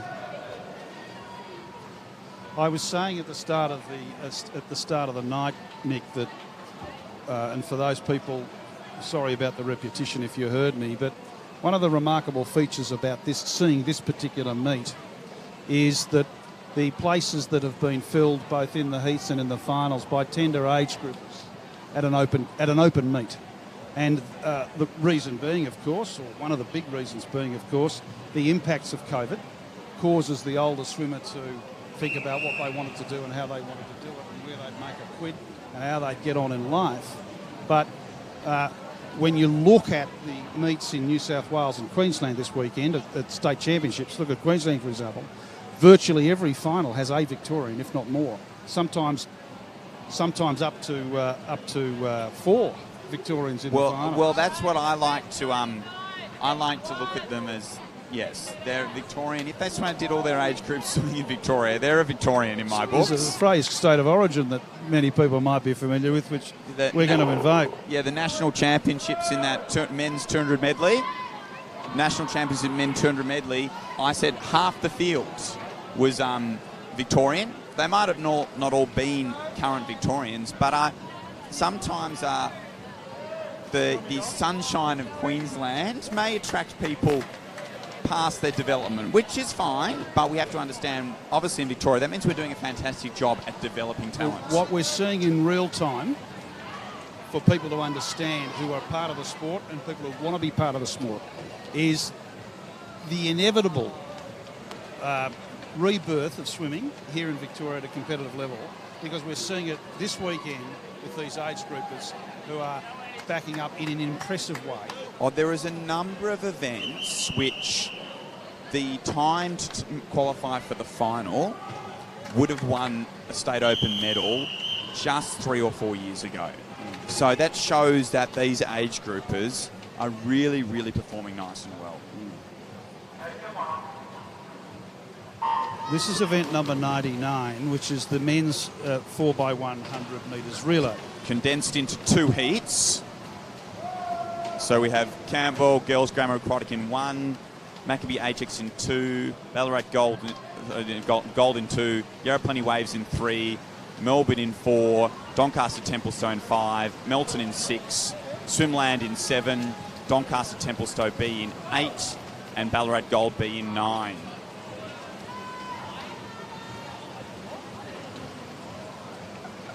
It's always a fantastic way to finish the meets with these relays. Keeps the excitement going right till the end and does keep the crowd support here as well. Well, it's regularly said all the swimmers love a good relay, but the reason why they love a good relay is that an individual sport quickly turns into a team sport and the rah-rah-rah kicks in. Yeah, the excitement doesn't... Obviously, you're trying to execute the best split you can for your team, but ultimately it's team success that matters. So if you didn't swim perfectly, but your teammate make up the difference, everyone goes home happy.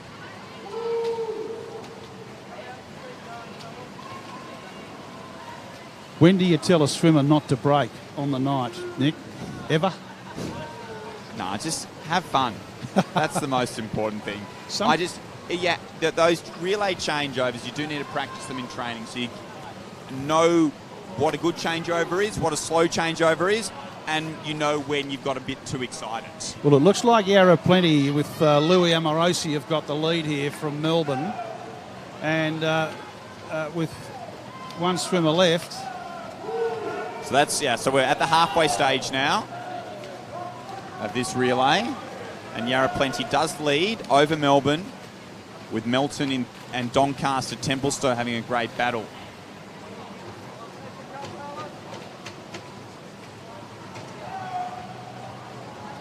Melbourne are a new club onto the scene here, not to be confused with Melbourne Vic Centre. And they've got a lot of younger swimmers in the program. So, but Yarra Plenty, which is a combination of the old Yarra Plenty Club and EC Waves, wonderfully coached by Alex Hirschauer, are really taking it to everyone on the field now. They've increased the lead. Damien Rofe, I think, is out in front by body length and a half now. Can't see the new club getting on top of them.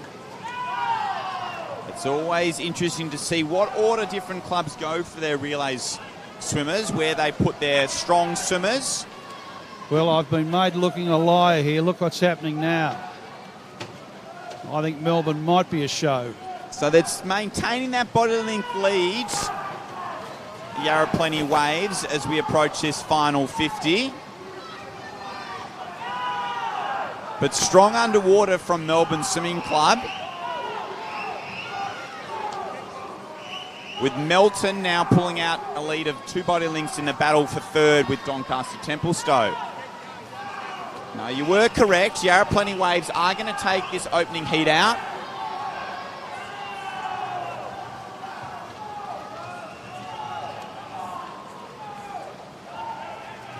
Solid swim there from those boys.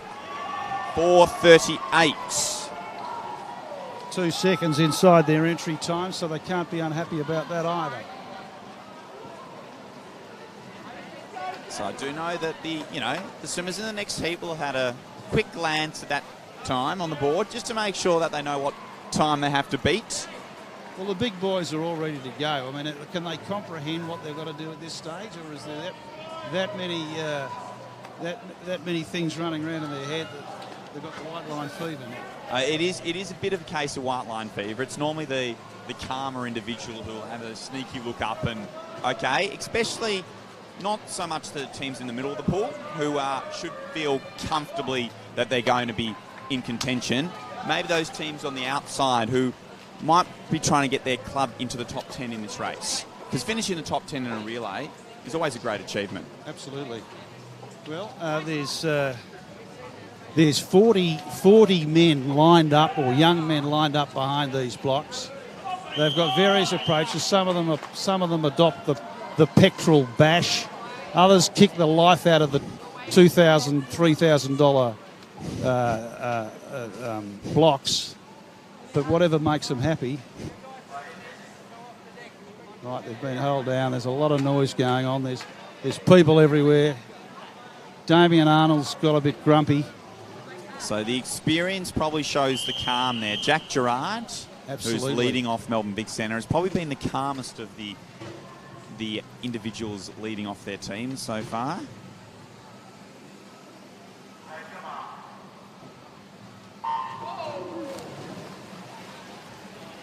I think young Schlick was pretty calm too. He takes a bit to get him excited, but hasn't Elliot Rogerson flown off here? And Nicholas Wu from the Nuttawading B team out really strongly as well. Oh, yeah. But Jack Gerard's motoring as we've known and accustomed to. Of course, he's in the surgeons program now, the College of... Is there anything he can't do? Oh, he's a very talented individual. He didn't swim the final of this 200 freestyle earlier. That. What happened? So obviously he's focusing on this relay, putting together a good swim, or maybe a little bit too much work in the operating room rather than the pool. Well, there's a doctor in the house now, and he's leading this into the wall. He's done a cosy 49.05 as you do without the stethoscope, and Vic Centre are in front comfortably. They're leading propulsion, are they not? Yeah. So MLC set third. Yeah. So Benno Negre is now taken over for Melbourne Big Centre. Again, it'll be tough to run down Benno. Absolutely. Had a nice trip to America a few weeks ago. Yeah, representing the Australia A team. David Schlitt was also a member of that team. But it's Joshua Senior from propulsion on Benno's toes. Hard to pick who's third. It's the Nunna B team, isn't it, with Silas Harris? Yeah, Nunna B team Nunna A team currently in third. Oh, sorry. In fourth, Bayside through Andrew Lauderstein. Oh, thank you very much, Mum. I did see Mum in the crowd the other day. It was good because my dad popped in and for a quick look, so I wasn't the oldest swimmer with a parent here. Well, you know, if Jack needs a mentor, he can speak to your father, can't he, Nick? Yeah. And so Marco has now taken the reins for Melbourne Big Centre. Look at all the chop. It's real. It is swimming in a 4x100 freestyle at this level is a washing machine in short course swimming. Well, Marco's out in front doing it comfortably. It's really important to stay underwater off those walls so you can get past a bit of the chop before it starts to settle down. So Vic Centre in first position. Nunna have moved into second, courtesy of a blistering leg from Yanning Zhang. Johan Stickland took them into third. That's propulsion, and that's the way they are. Vic Centre, Nunna, propulsion. Yeah, so Vic Centre have got their youngster Harvey Lark on the back end, where propulsion and MLC, the experienced campaigners in Lockie Jackett-Simpson and Noah Millard. Well, as good a swimmer as Noah is, I can't see him reining in Nunna here. No, but swimming really well for Nuttawading A team. Xander is starting to close down, but now for propulsion, Lockie Jackett-Simpson is going to take the battle into the last 25. Here we go. Boom! So really strong finish from Lockie Jackett-Simpson, and propulsion are going to take this state title out in a 3:17.37. Melbourne Vic Centre hold on for second, just ahead of Nuttawading A. Congratulations, propulsion. That was a fantastic performance by a number of swimmers. You can't wipe the smile off my co-commentator's face. He's claiming most of the credit for that. He's coached young Jackett-Simpson since he was a little boy, and did he do everything he was told there tonight, Nick? That was a pretty good swim by Lockie. Lockie loves a relay. He always gets up for a relay, so I wasn't surprised to see a really strong finish there. So congratulations there to Seb Badiol, who should be extremely proud of everything he's done in that swim club. He's got a fantastic cohort of swimmers together, swimming in a very, very, very happy, constructive way. It's a wonderful environment in that club, and they rightly take the gold, beating a classy 4x1 from Vic Centre, and third place was Nunneray, was it not? Yes, it was. So it was a great race there. We love to see those relays, how the lead continues to change between each leg, and those three teams all finishing within a second of each other. So congratulations to all the men in that race. And if you're good at maths, if you notice, the top three teams averaged under 50 seconds for each of the splits. So I'm not good at maths and I didn't notice it, but I'm glad you are, so and I'm glad you noticed that's 12 it. swimmers averaging under 50 seconds. So some very fast swims there. Well, that's flash. I can remember the days when the Mean Machine were in the hunt, and the commentator would say, I forget who was the slowest of the Mean Machine. He said, he can break 50 though. He can break 50. And that was, it's a bit like a 4-minute mile. Yes, once one person has done it, that a lot of are following. So fantastic last event for the males as we now move on to event 100, the women's 400 freestyle relay. It looks as if we have, in the program at least, about 17 different teams swimming tonight. There may be a little bit less, but we've got teams from the west of Melbourne, from Melton, Nunawading, Surrey Park, Yarra Plenty again, Bayside, Geelong, the Swimland group, all with their talented young ladies coming out. And now, as I'm looking at all of them, because I haven't seen a list of the swimmers, this is the point you and I were talking about, Nick. It looks like an age meet. Look at all these young ladies here. They look all around 16, 15, 14. And let's not look at this as a negative. This is a positive. Oh, it's definitely a positive, because if you can keep 16-year-olds into the sport until they're 21, and that's our next target now. So developing these age groupers and turning them into open athletes so they can set the example for our current 12-year-olds. In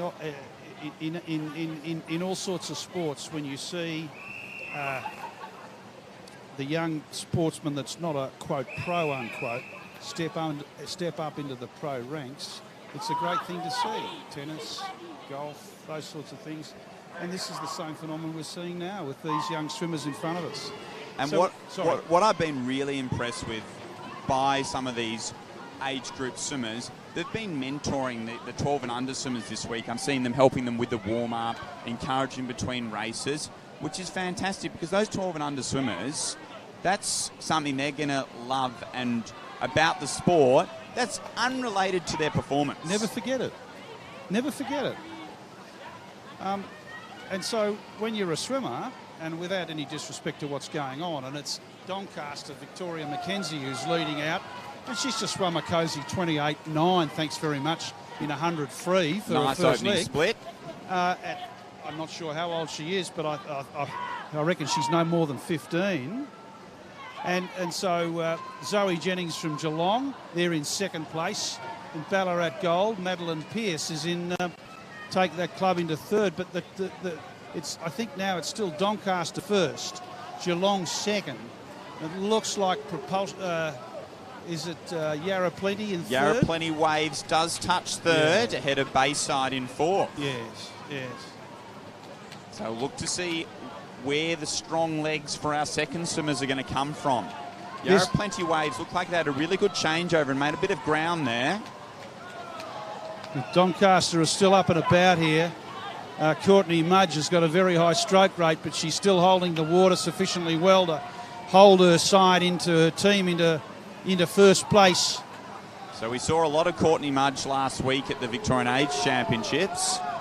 And Ellie Watson, who's swimming for Yarra Plenty Waves. Those two have moved into first and second, with Geelong just ahead of Bayside in that battle for third and fourth. It's this opening heat.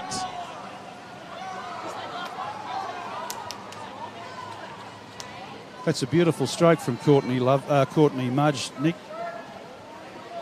Again, a couple of more 101s there. So fantastic swim. I reckon Ellie Watson may have even been a 00. Yes.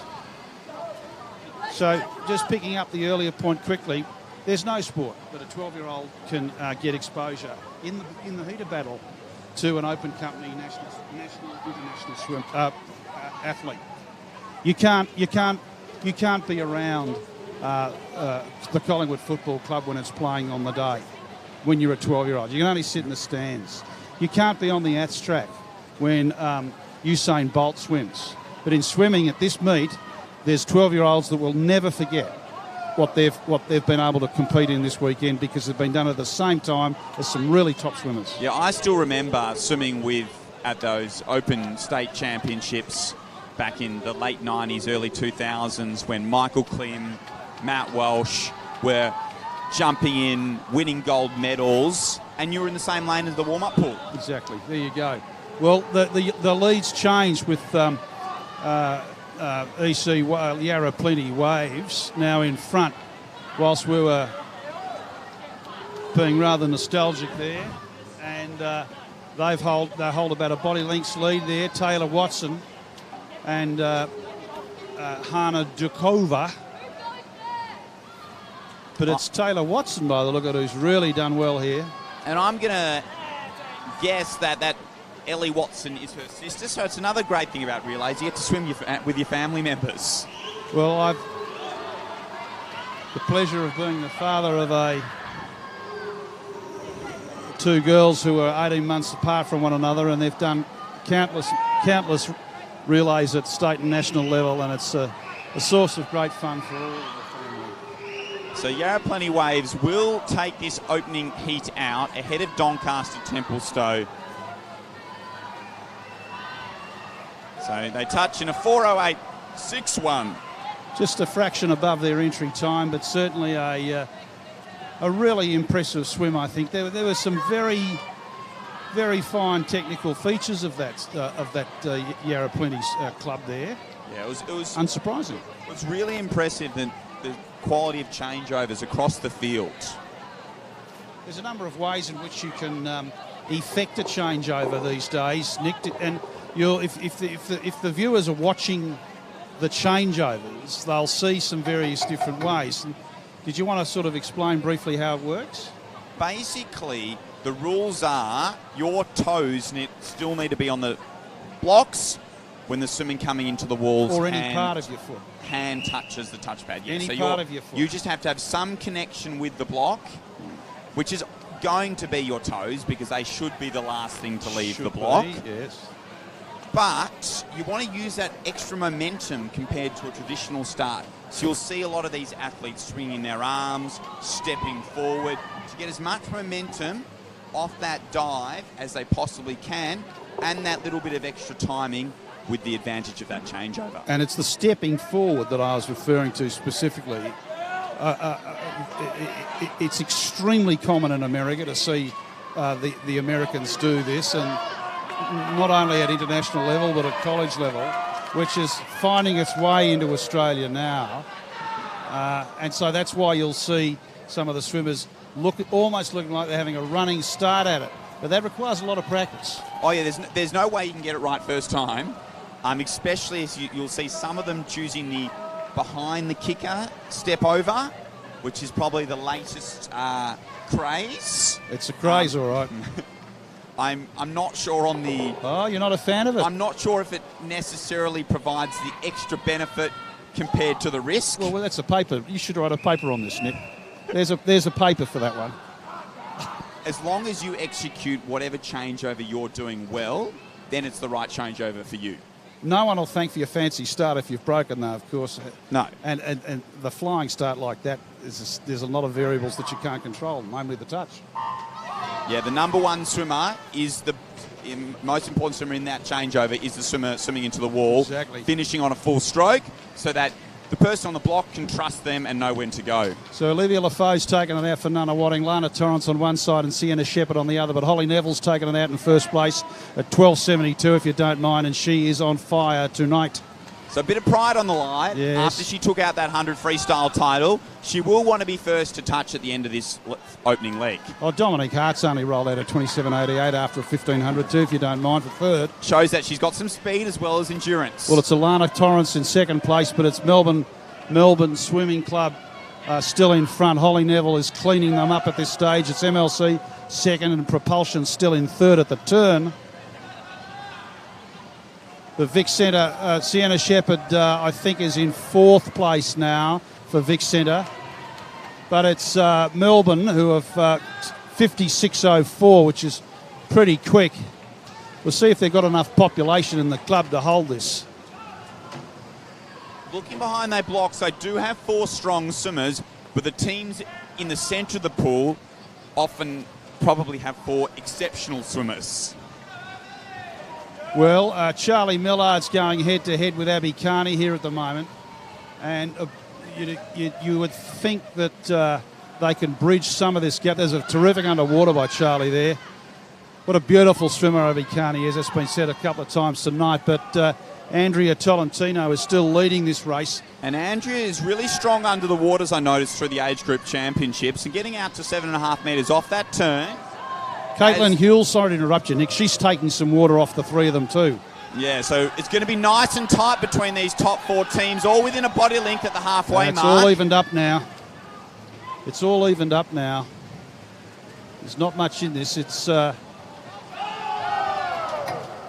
So Melbourne Swimming Club were leading for the first 200, but now Nuttawading are right up alongside them. But fantastic turn from Alexandra Southern just to hold off Chantel Underwood.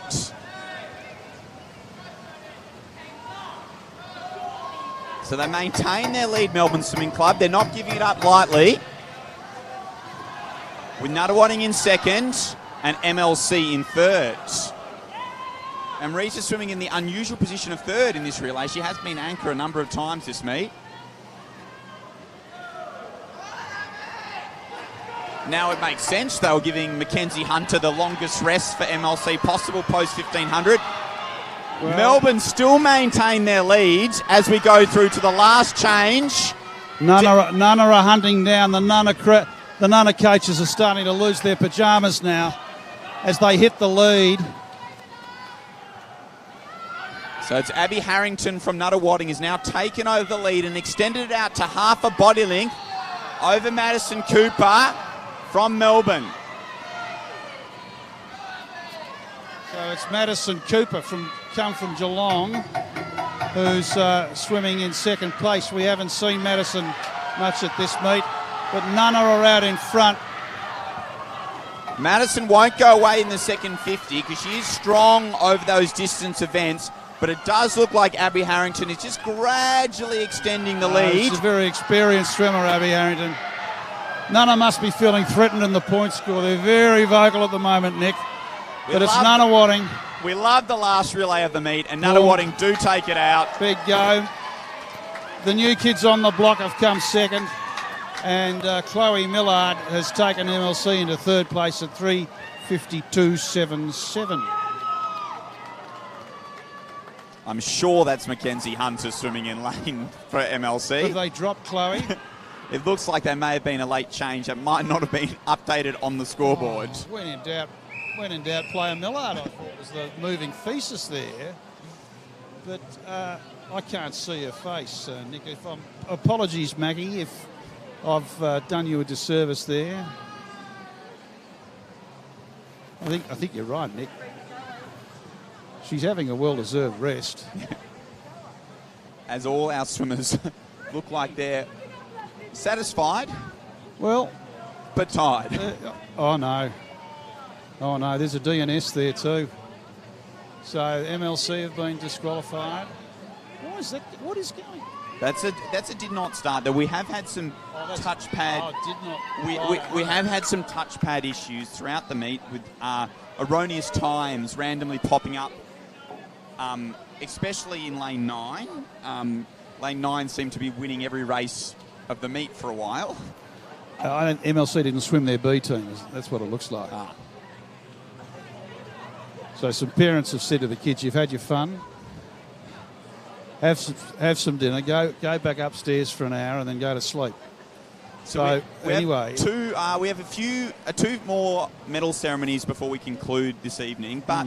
This is the end of an action-packed month of swimming. We started off with Metros 4 weekends ago. And then we moved on to country champs. Last week was age champs, and then we're finished with our open champs. So it's a action-packed month of short course swimming. Very well done by Swimming Victoria in the way they set these meets up these days. They've got all the signs, they've got the flags, they've got the electronic gadgetry. Yeah, no, it really does feel like a professional event. And and even the exposure of on the live stream of the athlete having a camera near their face before they race, that's fantastic for when you go to that national meet and open national finals, where you have to experience that in one day if you do make an international meet.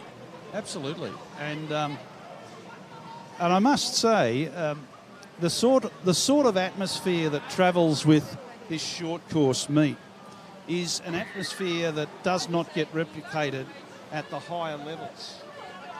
You see all the big money and the rah-rah-rah on that ISL, for example. The only atmosphere that goes with that ISL is your fellow teammates shouting. You don't have a big crowd. This is a really, really wonderful thing for the athletes to experience a meet like this. Oh, it's great, that short course atmosphere, because as a general rule, people think the short course season is a little bit more of a fun season and don't put the stress as the long course season. Whether that's right or wrong is up for debate, but the enjoyment and fun factor definitely lives through this short course season, especially with this crowd behind it. And we've also been lucky until lockdown interfered with us to have the Australian Short Course Championships swum here in Melbourne, which was another opportunity for our young swimmers here in Victoria to do, although that's not happening this year. No, that's been moved up to Sydney. They got jealous, the Sydney-siders. They don't like being ignored. They think they should be the centre of everyone's attention. I will acknowledge that we haven't had a national championships in Sydney for a long time, so possibly they did deserve one. I haven't visited SOPAC and it feels like about 8 years, so they may have felt a bit left out. But we haven't had a national age here either for more than 10 years, if not 15.